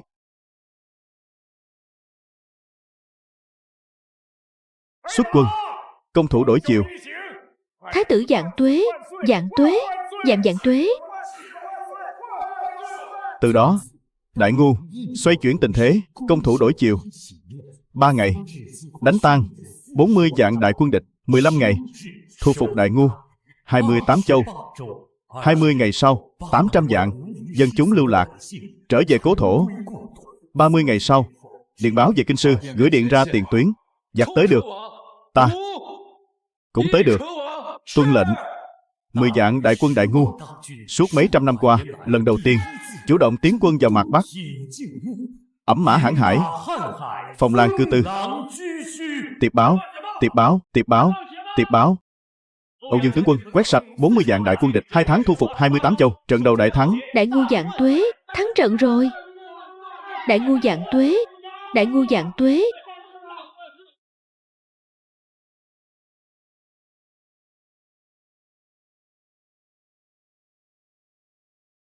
Thắng rồi cha ơi, Đại Ngu ta thắng rồi. Cái gì? Đại Ngu ta đã đánh thắng quân địch, đuổi quân địch về tận hang ổ sâu trong mạc Bắc rồi. Chuyện này hôm qua đã biết rồi. Đây là tin cũ rồi. Vẫn còn tin mới nữa. 10 vạn đại quân Đại Ngu đã tiến sâu vào mạc Bắc, Truy sát tàn quân địch. ta nghe nói là Với món tiên khí, thiên thần nhãn kia, tàn quân địch không còn chỗ trốn. với món tiên khí, thiên thần hỏa đó. Quân địch không còn đường thoát. Với món tiên khí, xe 4 bánh, ngay đi vạn dặm truy kích đó. Ngựa của quân địch đã chết đến mấy vạn con. Ngươi xem, ta đang kính ai đây? Thái tử. Sai. Tháng trước tiên hoàng thoái vị, thái tử kế thừa đại thống. Giờ đây, người không còn là thái tử nữa, người là Minh Vũ hoàng đế của Đại Ngu chúng ta. Nhưng Minh Vũ hoàng đế vẫn còn tại thế, sao lại được thờ rồi? Bảo là người đến tiên giới tu học 5 năm rồi trở về. Nghe nói người đã nhục thân thành thần rồi. Minh Vũ hoàng đế phù hộ cho chúng ta sang năm có một vụ mùa bội thu. Hoàng thượng đích thân xuống ruộng rồi, nghe nói mang từ tiên giới đem về giống tiên. Giống tiên ư? Bảo là một mẫu ruộng có thể thu mấy ngàn cân hoa màu từ giống tiên đó. Mấy ngàn cân á? Nói khoác à? Nếu được mấy ngàn cân thật thì sau này ai cũng được ăn no rồi.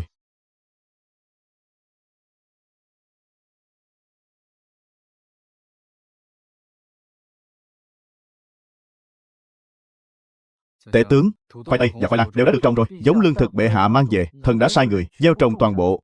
Có lẽ sang năm sẽ thu hoạch được hàng ngàn cân hạt giống. Tốt.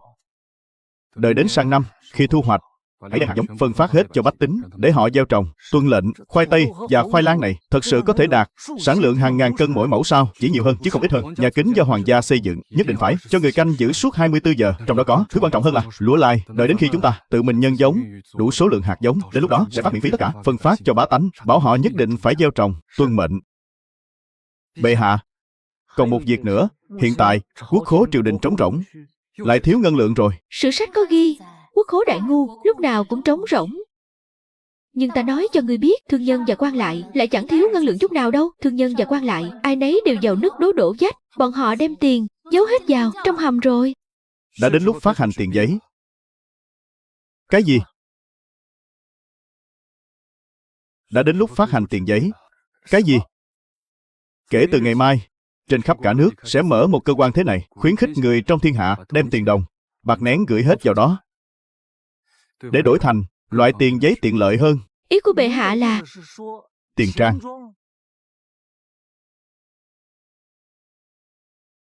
Tiền gửi vào tiền trang, không phải ngày nào cũng có người đến rút. Như vậy quả thực có thể trích dùng trước được rất nhiều ngân lượng. Nhưng có nhiều tiền trang như vậy, dựa vào đâu mà người ta lại gửi tiền vào tiền trang của chúng ta? Tiền lãi. Người khác gửi tiền chỗ ta, ta có thể trả tiền lãi cho họ. Không được đâu, thưa bệ hạ, làm như vậy thì người trong thiên hạ đều gửi tiền vào tiền trang của chúng ta, ai cũng muốn lấy tiền lãi, chẳng phải chúng ta lỗ chết sao? Người trong thiên hạ đều đến gửi, thế mới là tốt đấy. Thế sao mà tốt được? Khuyến khích đại ngu, nông canh, phát triển thương nghiệp. Chúng ta có thể cho người khác vay.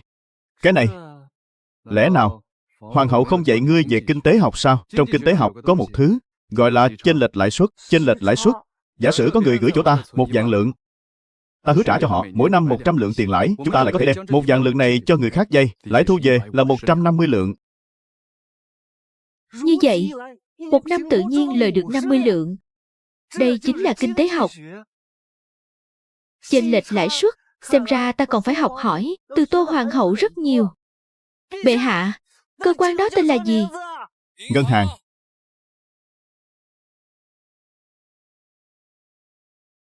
Xe 4 bánh. Đây chính là chiếc xe 4 bánh. Nhật Hành dặn lý sao? Màu này là của hoàng hậu nương nương. Là hoàng hậu nương nương đến rồi.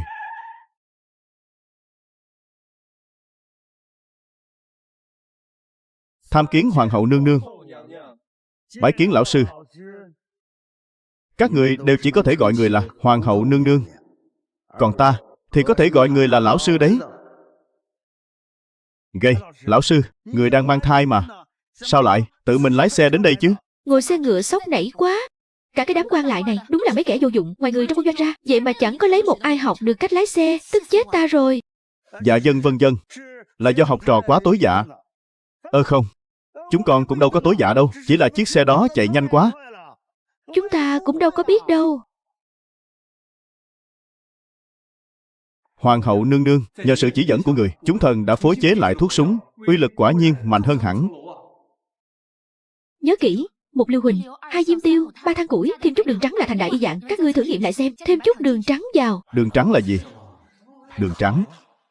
Câm miệng. Đường trắng mà cũng không biết. Đường trắng chính là từ được chiết xuất từ mía, tinh thể. Công thức hóa học C12H22O11.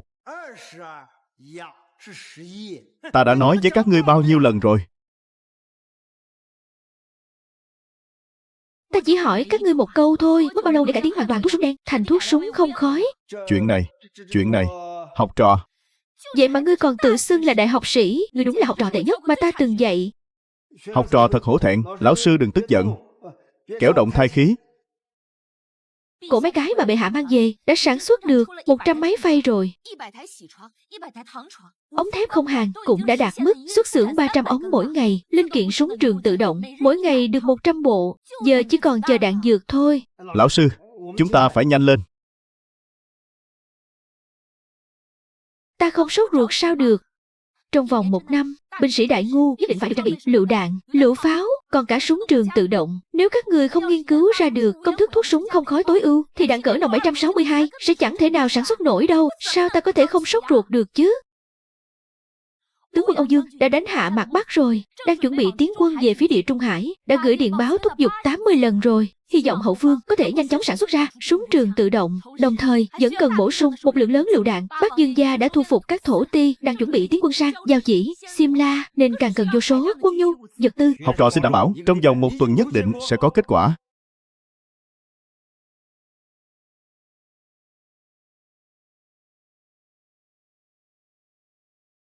Cái gì? Ngươi dám nói với ta là máy hơi nước thế hệ thứ 3 vẫn chưa cải tiến xong sao? Ngươi là lợn đấy à? Lão sư, con. Người dân đại ngu và các thợ thủ công mới học toán lý hóa chưa được nửa năm. Việc này. Nhưng đó không phải là lý do hay cái cớ. Máy hơi nước thế hệ thứ 3 mà không cải tiến được thì ta không thể chế tạo xe hơi đời đầu. Không có xe hơi đời đầu, chẳng lẽ 3 năm sau phương thức đi lại của người đại ngu ta vẫn là xe trâu xe ngựa sao? Chẳng lẽ tướng sĩ đại ngu ta xuất chinh vẫn còn phải cưỡi ngựa, thậm chí là đi bộ? Học trò có tội. Máy hơi nước thế hệ thứ 3 vẫn chưa cải tiến được, khiến tàu bọc sắt của đại ngu ta cứ mãi không thể hạ thủy. Tàu hơi nước không hạ thủy được thì hải quân đại ngu ta cũng không thể thành lập. Hải quân không thành lập được thì đại ngu ta làm sao cùng toàn thế giới giao thương buôn bán đây? Ngươi đã xem số liệu chưa? Tơ lụa và trà của Đại Ngu đều bị ế ẩm cả rồi. Ai sẽ giúp đỡ những người nông dân trồng trà và dệt lụa đây? Lão sư, học trò thật sự có tội. Trong vòng 1 tháng, máy hơi nước thế hệ thứ 3 bắt buộc phải cải tiến xong. Vâng ạ.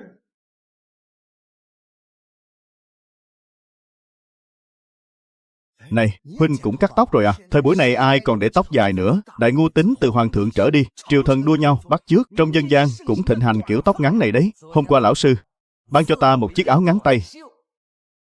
Nết. Áo ngắn tay đã là gì? Tháng trước bệ hạ còn ban cho ta một chiếc quần đùi hàng hiệu đấy. Xem này, thấy chưa? Adidas. Bệ hạ giá lâm.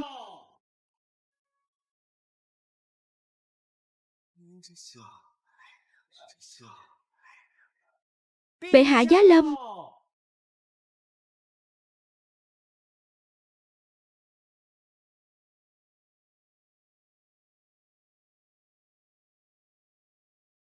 Hoàng thượng vạn tuế.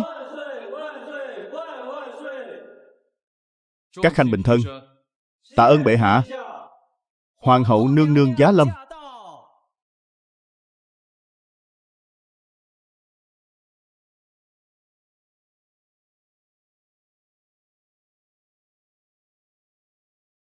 Xích qua kia chút.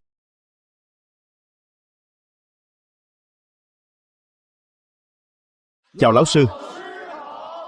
Đứng dậy đi. Tạ ơn lão sư. Có việc thì khởi tấu, không việc thì bãi triều. Thần có việc muốn tâu. Nói. Khoai tây, khoai lang, ngô, lúa lai cùng hơn 10 loại nông sản khác 1 tháng trước đã phổ biến triệt để khắp Đại Ngu đến ngôi làng cuối cùng. Nay khắp cả Đại Ngu, tất cả nông dân đều đã trồng loại hoa màu mới. Và bắt đầu từ 5 năm trước, Trên khắp Đại Ngu đã không còn xuất hiện bất kỳ vụ chết đói nào. tốt. Cuối cùng cũng giúp người trong thiên hạ đều được ăn no rồi. Chỉ là từ năm ngoái, thần đã phát hiện xảy ra nhiều hiện tượng lãng phí. 10 năm trước, Bá tánh ngay cả nước vo gạo, cũng tranh nhau mà uống. ngay cả rau dại, cỏ hoang cũng ăn sạch cả rồi. Vậy mà nay mới chỉ 10 năm thôi.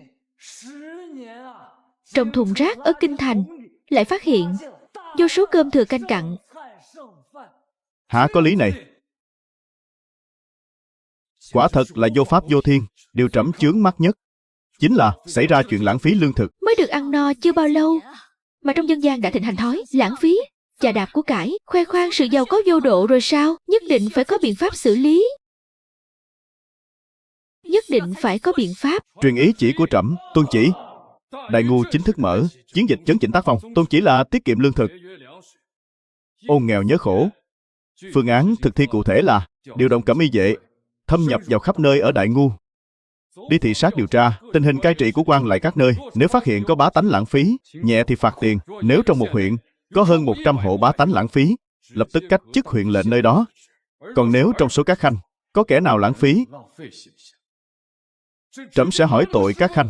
Tuân chỉ. Thần có bản tấu. Nói. 7 năm trước, Đại Ngu ta lô đầu tiên mang theo hỏa tiễn tầm xa, tàu hơi nước bọc thép chính thức hạ thủy. 6 năm trước, Đại Ngu ta 40 chiến hạm, 8 vạn thủy sư xuất phát, chia nhau đi về Đông Tây Nam Bắc 4 phương, mang theo lượng lớn tơ lụa, trà, gốm sứ cùng các mặt hàng tồn động. 5 năm trước, thủy sư Đại Ngu ta đã mang số hàng tồn đó bán sạch cho cả thế giới, xa nhất đến tận lục địa châu Phi. Chỉ một chuyến đi đã thu về 70 triệu lượng vàng, 1 tỷ lượng bạc. Từ đó, Đại Ngu dấy lên cơn sốt hàng hải. Trong dân gian xuất hiện nhiều tàu bọc thép. 3 năm trước, người dân Đại Ngu ta đã đi tàu hơi nước đến khắp nơi trên thế giới. Vào tháng trước, một nhà hàng hải của Đại Ngu ta đã băng qua Thái Bình Dương, Ấn Độ Dương, Đại Tây Dương, cuối cùng dùng thực tiễn chứng minh trái đất thực sự là hình tròn. Mà nay, nhà hàng hải ấy đã trở về kinh sư. làm chấn động cả kinh thành. Phát hiện này đánh dấu việc Đại Ngu ta bước vào lĩnh vực khám phá trái đất. Nhà hàng hải này nên ban thưởng thế nào? Về việc này nên định đoạt ra sao? Sớm hơn hạm đội Magellan đến cả mấy trăm năm. Về việc này nên định đoạt ra sao? Trọng thưởng khám phá địa cầu. Tráng cử này xứng đáng được phong hầu. Truyền ý chỉ phong hắn làm thám hiểm hầu. Tuân chỉ. Ngoài ra đem những sự tích ấy đăng lên báo, soạn thành tuần tích để các gánh hát, người kể chuyện truyền tụng khắp nơi. Ta muốn Đại Ngu của ta người người đều biết trái đất hình tròn.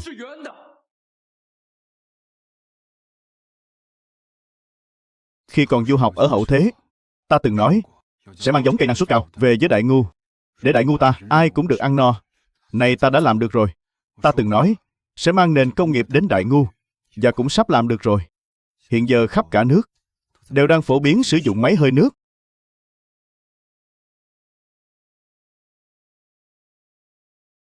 Đại Ngu của ta đã dần chinh phục được đất liền và biển cả. Chỉ có bầu trời này là vẫn còn xa vời vợi.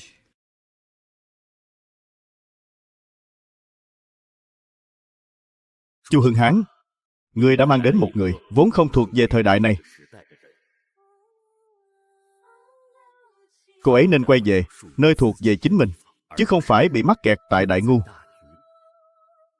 10 năm. Cho ta thêm 10 năm nữa. Nàng muốn đợi đứa trẻ đó khôn lớn, cưới vợ sinh con. Ta đã sớm lên kế hoạch cả rồi. Hiện đại hóa toàn quân, đây chính là đại cục mà ta muốn bày ra. Nàng phải thấy bước chân Đại Ngu ta đuổi theo khoa học. Quả bom nguyên tử đầu tiên nhất định phải thử nổ thành công. Nàng phải thấy Đại Ngu ta trở thành quốc gia đầu tiên trên thế giới chinh phục bầu trời. Ta đến đây để làm gì? Ta đến chính là để làm việc này. Nàng ấy muốn nhìn thấy tên lửa đầu tiên của Đại Ngu ta bay lên trời. Làm thôi. 1 tháng sau,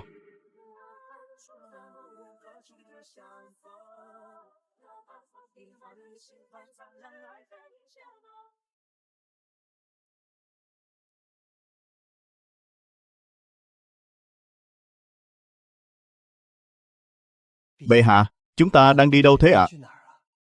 Bộ phận nghiên cứu. Rõ ạ.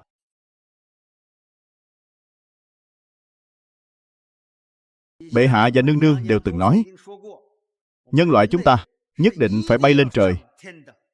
Bắt đầu từ 3 năm trước, bộ phận nghiên cứu chúng ta đã dùng hết vô số cách để nghiên cứu sự trói buộc của bầu trời đối với chúng ta. Thế nhưng chúng ta cứ thất bại liên miên. Lão sư, chúng ta đã nghiên cứu 3 năm. Con cho rằng là hướng nghiên cứu của chúng ta đã sai. Tại sao vậy? Hoàng hậu nương nương nói tàu lượng là thứ dễ chế tạo nhất. Nhưng chúng con đã thử rất nhiều lần mới phát hiện ra ván gỗ căn bản không thể chịu lực nổi khung sườn tổng thể của nó, nhưng kim loại lại quá nặng, hoàn toàn không thể cất cánh. Lão sư, người còn nhớ và đề nghị của ta 3 năm trước không? 3 năm trước ta từng nói con người chúng ta ấy nên giống như loài chim, chỉ cần mọc ra một đôi cánh là có thể bay lên trời xanh rồi. Người còn nhớ không? Ý của ta là liệu chúng ta có thể tìm ra một loại vật liệu để chế tác thành đôi cánh, sau đó tận dụng sức tay của chúng ta để bay lên không? Chuyện đó là không thể nào. Tham kiến bệ hạ. Miễn lễ, Đại Ngu ta không thể tạo ra loại vật liệu như vậy. Cho dù có thể, thì chỉ dựa vào sức cánh tay con người cũng tuyệt đối không thể vỗ cánh mà bay lên được, liền bay lên trời. À bệ hạ, người từng ở tiên giới 5 năm, chắc hẳn người đã thấy qua rồi. À bệ hạ, người từng ở tiên giới 5 năm, chắc hẳn người đã thấy qua rồi. Họ gọi thứ đó là máy bay. Máy bay sử dụng. Thôi bỏ đi, không chế tạo nổi đâu. Hả? Tại sao lại thế? Đại Ngu chúng ta, ngày nay công nghệ đã phát triển toàn diện. Không lý nào lại không làm ra được. Chỉ cần có công mài sắt, có ngày nên kim. Không thể nào. Chuyện này có phải là vấn đề có kiên trì hay không? Cái này cần nền công nghiệp và công nghệ tổng thể, công suất động cơ, sự đột phá toàn diện về cơ học vật liệu mà Đại Ngu ta mới phát triển được vỏn vẹn chưa đầy 10 năm. Ở đời sau, huynh đệ nhà Wright lần đầu tiên bay lên bầu trời là nhờ xe ngựa kéo, giống như thả diều vậy. Sau đó, mãi rất nhiều năm sau, tàu lượng mới ra đời, phát triển suốt mấy chục năm, đến thời thế chiến thứ nhất, chiến đấu cơ Harrier. mới bay thử nghiệm thành công. Bệ hạ, rốt cuộc chúng ta phải làm sao mới bay lên trời được? Cũng phải có một hướng đi chứ. Có lẽ chúng ta không nên vội theo đuổi máy bay. Vậy theo đuổi cái gì? Máy bay phản lực, trực thăng, máy bay cánh quay, cánh tam giác, dù lượng động cơ, khí cầu, cách để con người bay lên trời xanh. Không chỉ có một, mà hiện tại, thứ đại ngu ta có thể chế tạo được chỉ có 2 loại. 2 loại, không ngờ lại có những 2 loại. Dù bay có động cơ, phi thuyền. Tô lão sư chưa từng nói dù bay có động cơ là gì. Cô ấy là dân văn. Kiến thức tự nhiên cơ bản thì cô ấy biết, chứ sâu hơn nữa thì không được. Văn khoa. Vậy văn khoa là gì chứ?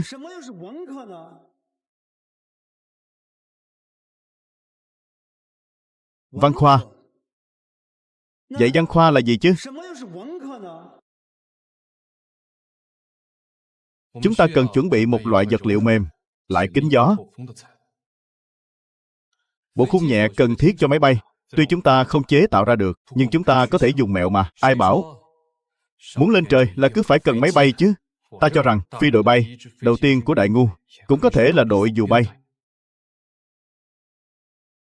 Đây là ở bên dưới tấm vải này, chúng ta có thể gắn dây kéo vào, đợi gió thổi qua làm phòng thân dù. Như vậy, chúng ta có thể dùng dây kéo để điều chỉnh hướng rồi. Ồ, cái này à? Sao ta lại không nghĩ ra nhỉ? Đây chẳng phải là chiếc dù mà Hoàng hậu nương nương đã nói sao? Đúng vậy, chúng ta không biết bay, nhưng chúng ta có thể nghiên cứu. Về chiếc dù này mà. Chiếc dù? Chiếc dù, nó chỉ có thể rơi từ trên xuống dưới thôi, chứ nó đâu thể bay lên trời được.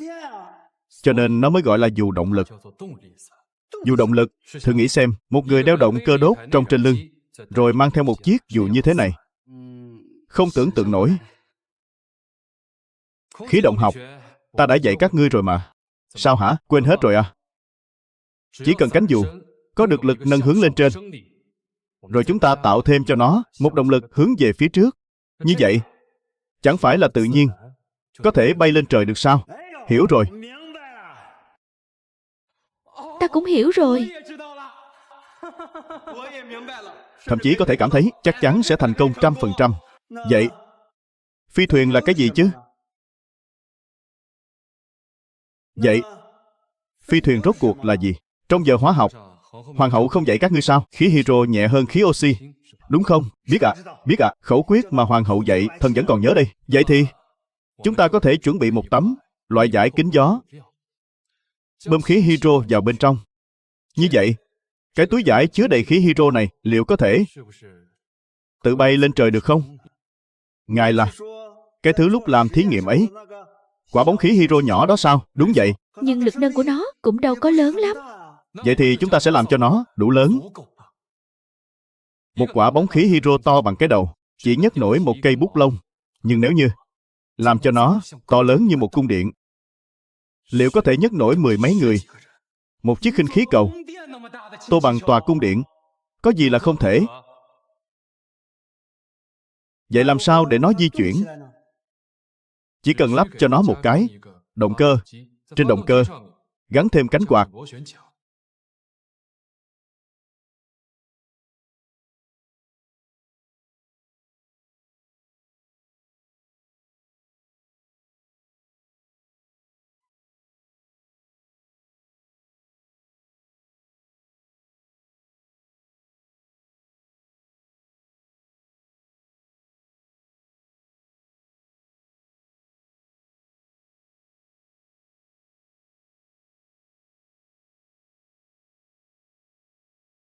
Thần là người ghi chép. Cuộc đời bệ hạ, quan chép sử ghi lại lời nói cử chỉ. Bệ hạ mấy ngày nay không thượng triều, cũng chẳng có gì để ghi lại. Hôm nay ở đây nghỉ phép, không giữ được Thanh Thanh nữa rồi. Nàng muốn quay về rồi, nhưng vượt qua ngàn năm thời gian. Liệu ta có thể trò chuyện với nàng không? Ta muốn nói với nàng, ta ở Đại Ngu rất nhớ nàng. Dù chỉ là mấy điện báo một chiều, ta cũng muốn vượt qua ngàn năm thời gian để trò chuyện cùng nàng. Có thấy phiền không hả? Đã bảo là hôm nay nghỉ phép rồi mà. Hôm nay được nghỉ.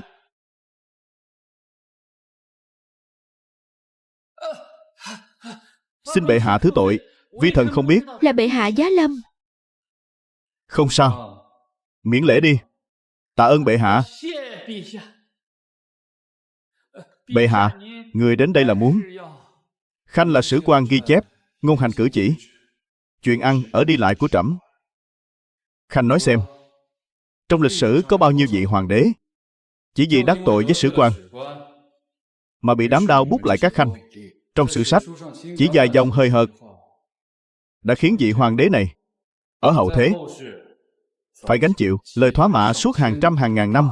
Hôm nay trẫm đến để kiểm tra xem ngươi có viết điều gì xấu về trẫm không. Bệ hạ là bậc minh quân, còn vi thần cũng chẳng phải phường đao bút. Ồ, thế ngươi là gì? Vi thần chính là nhân chứng lịch sử của Đại Ngu. Tốt, vậy ngươi nói xem, ngươi đã ghi chép những gì? Vậy ngươi nói xem, ngươi đã ghi chép những gì? Minh Vũ Nguyên Niên, hoàng đế Chu Sùng Kiến thoái vị, thái tử Chu Hưng Hán đăng cơ, cùng năm chinh phục quân địch, ẩm mã hãn hải, phong lan cư tư. Năm Minh Vũ thứ hai, Âu Dương tướng quân đánh vào Địa Trung Hải. Đại Ngu ta chiến hạm thiết giáp đầu tiên hạ thủy. Cùng năm, thương đội Diễn Dương ra khơi giao thương. Năm Minh Vũ thứ ba, khoai tây, khoai lang, ngô, lúa lai được phổ biến toàn diện tại Đại Ngu ta. Chỉ trong một năm, Đại Ngu ta không còn cảnh chết đói đầy đường, là lần đầu tiên trong suốt 4.000 năm qua. Năm Minh Vũ thứ tư, động cơ đốt trong ra đời. Lô dầu mỏ đầu tiên từ Địa Trung Hải được vận chuyển về Đại Ngu ta. Các xưởng xe tư nhân đã tự chủ chế tạo ra chiếc xe hơi nước dân dụng đầu tiên, được tranh mua như vũ bảo. Cùng năm đó, tuyến đường đầu tiên của Đại Ngu ta, đường bê tông, ra đời tại Kinh Thành. Năm Minh Vũ thứ năm, vậy trẫm đã nói những gì? Ngươi đã ghi lại những lời nào? Bệ hạ, ngươi từng nói giặc đi được, ta cũng đi được. Phải để chúng sinh thiên hạ, cuối cùng để người trong thiên hạ đều được ăn no, đều được no bụng. Nơi nào sông nước chảy đến đều là đất Hán. Ta đi du học ở tiên giới 5 năm rồi trở về, mang theo một kỳ nữ hiệp khách, Tô Thanh Thanh. Thêm một câu nữa, trẫm muốn nó xuất hiện ở vị trí nổi bật nhất. Bệ hạ muốn nổi bật đến mức nào ạ? Chỉ cần hậu thế nhắc đến Đại Ngu và vị hoàng đế là trẫm đây, là sẽ lập tức liên tưởng đến câu nói này. Hay là đổi thành câu cửa miệng của bệ hạ đi. Câu cửa miệng. Vâng ạ. Bệ hạ nói nhiều lần thì sẽ thành câu cửa miệng thôi. Bệ hạ nói thử xem. Vi thần ghi lại cho bệ hạ một lần. Các quan tu sử đời sau xem qua, thấy bệ hạ nói nhiều lần, tự nhiên sẽ thành nét đặc sắc, tự nhiên cũng sẽ ghi nhớ. Ghi. Ghi. Dân.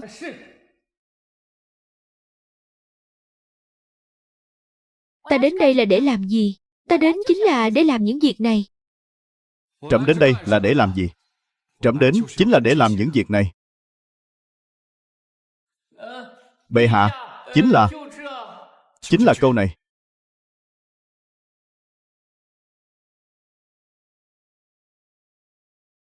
Ta đến đây là để làm gì? Ta đến đây chính là để làm việc này. Ngươi bị điên à?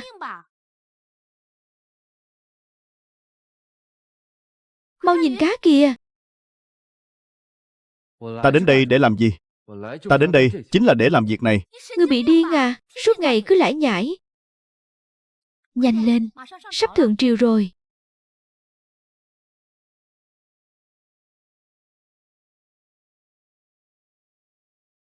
Ta đến đây là để làm gì? Ta đến đây chính là để làm việc này. Có thôi đi không hả? Này này, nhanh nhanh nhanh, quay rồi, bị cướp mất rồi, bị cướp mất rồi.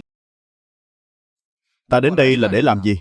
Ta đến đây là để làm việc này mà. Ây da, giờ là lúc nào rồi mà còn nói mấy chuyện này? Chàng xem, ban nãy chàng làm ta thua rồi đấy. Hồi sinh rồi kìa, hồi sinh rồi. Nhanh nhanh, nhanh lên.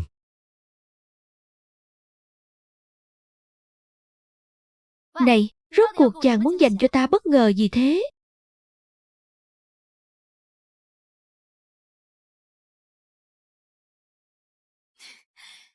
Sao tự nhiên lại mặc bộ này? Lâu lắm rồi không mặc. Nàng cũng chẳng chịu giặt cho ta gì cả. Thôi được rồi, mình đi nhanh thôi. Rốt cuộc chàng muốn dành cho ta bất ngờ gì thế? Lát nữa nàng sẽ biết thôi. Rốt cuộc chàng muốn dành cho ta bất ngờ gì vậy? Các ngươi lui xuống trước đi. Tuân lệnh.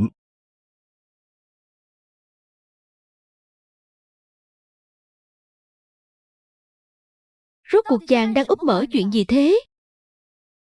Này! Chàng! Sao chàng lại? Đến đây cũng sắp được 10 năm rồi nhỉ? 9 năm. Sống ở đây có quen không? Lúc mới đầu thì chưa quen lắm. Giờ thì càng ngày càng quen rồi. Càng ngày càng thích. Sau này nàng có quên ta không?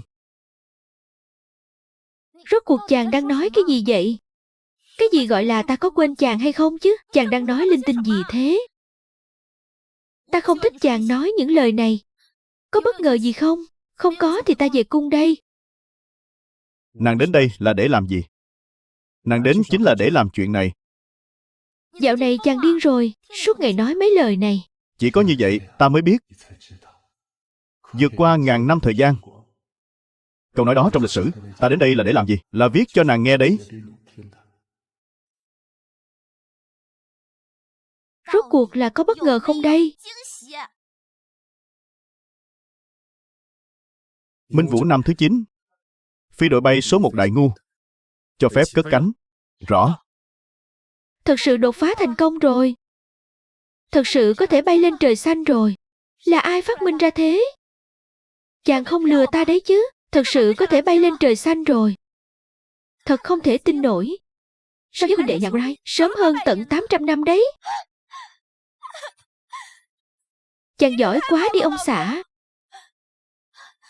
Đại ngu chúng ta quả thật lắm nhân tài. Vậy mà thực sự có thể bay lên trời rồi. Thậm chí còn có cả biên đội. Đã 9 năm rồi ta chưa được ngồi máy bay.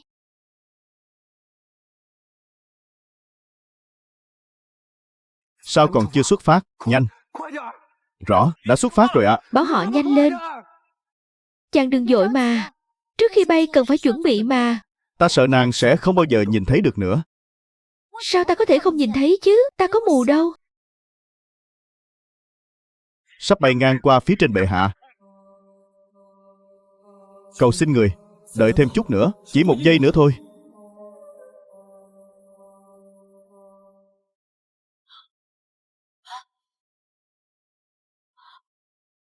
Sao cơ thể ta lại đang tan biến thế này? Sao cơ thể ta lại đang tan biến? Hưng Hán, chàng mau nhìn xem, ta bị làm sao thế này? Sao ta lại đang tan biến? Chàng nhìn ta đi. Ta yêu nàng. Nàng nhất định phải nhớ đến ta. Ta không về đâu. Ai muốn về đâu chứ? Ta muốn ở lại đây. Tô Thanh Thanh.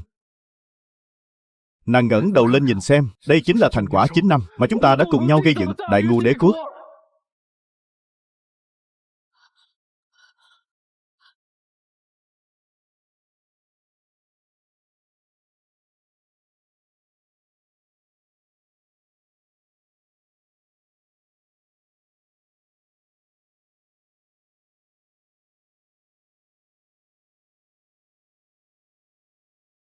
Thanh Thanh đã lướt qua phía trên bệ hạ thành công. Xin hãy quay về để kiểm tra.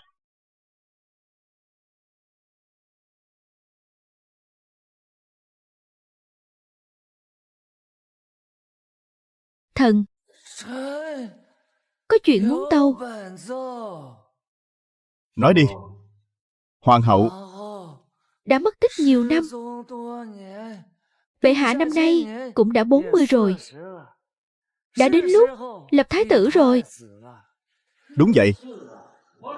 Lẽ ra nên lập từ lâu rồi. Nên lập từ sớm rồi.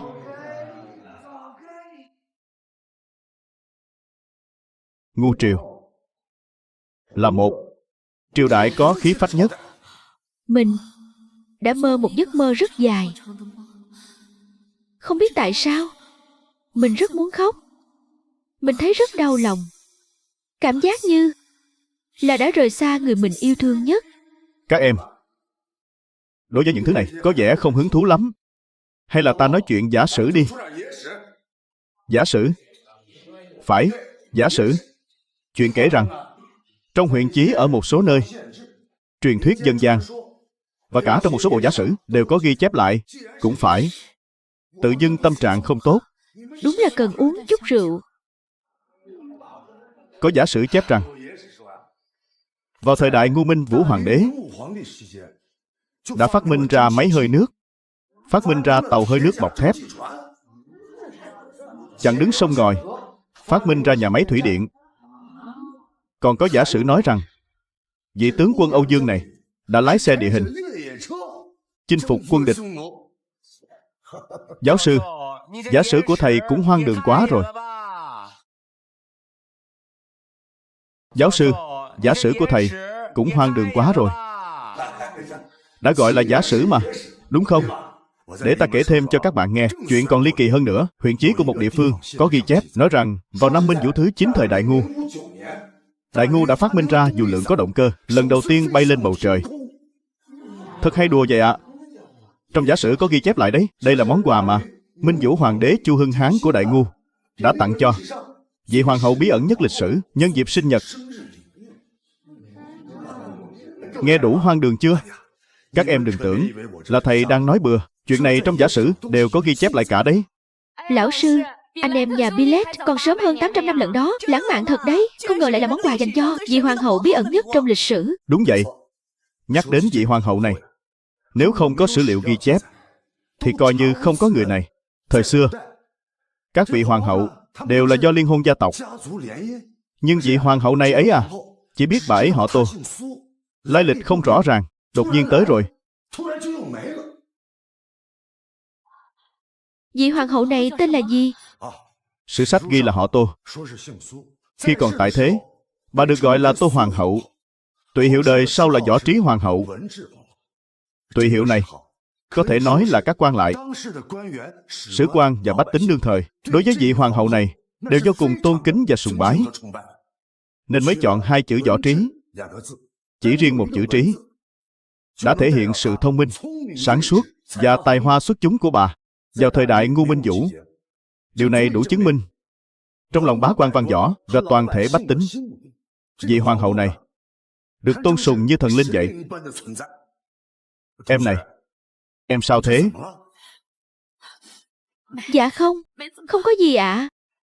À đúng rồi, còn một chuyện nữa liên quan đến Minh Vũ Hoàng đế mà các học giả đời sau vẫn say sưa nhắc đến, đã được tranh luận hơn 1000 năm, nhưng đến nay vẫn chưa có một đáp án chính xác. Cuối cùng, nó lại trở thành một bí ẩn về Minh Vũ Hoàng đế. Đó là gì? Vị Minh Vũ Hoàng đế này, ông có một câu cửa miệng, ngày nào cũng nói. Lúc thiết triều thì nói, lúc đánh trận cũng nói. Bất kể là đang làm gì, ông đều nói câu này. Thực ra câu nói này cũng chẳng có ý nghĩa gì, cũng không biết anh ta có ý gì. Cái gì? Câu cửa miệng gì cơ? Ta đến đây để làm gì? Ta đến đây chính là để làm việc này. Tô Thanh Thanh, cô có tự tin không? Ta đến đây để làm gì? Ta đến đây chính là để làm những việc này. Ta đến đây để làm gì? Ta đến đây chính là để làm những việc này. Ta đến đây để làm gì? Ta đến đây chính là để làm những việc này. Ta đến đây để làm gì? Ta đến đây chính là để làm những việc này. Giấc mơ của ta là thật. Vượt qua ngàn năm thời gian, người ấy để lại cho ta một câu nói. Bảo ta đừng quên. Khoảng thời gian 9 năm chứng minh ta thực sự đã từng đến thời đại này. Không, không. Đại Ngu, Võ Trí Hoàng hậu, Minh Võ Hoàng đế. Rốt cuộc ta đã mơ một giấc mơ như thế nào vậy?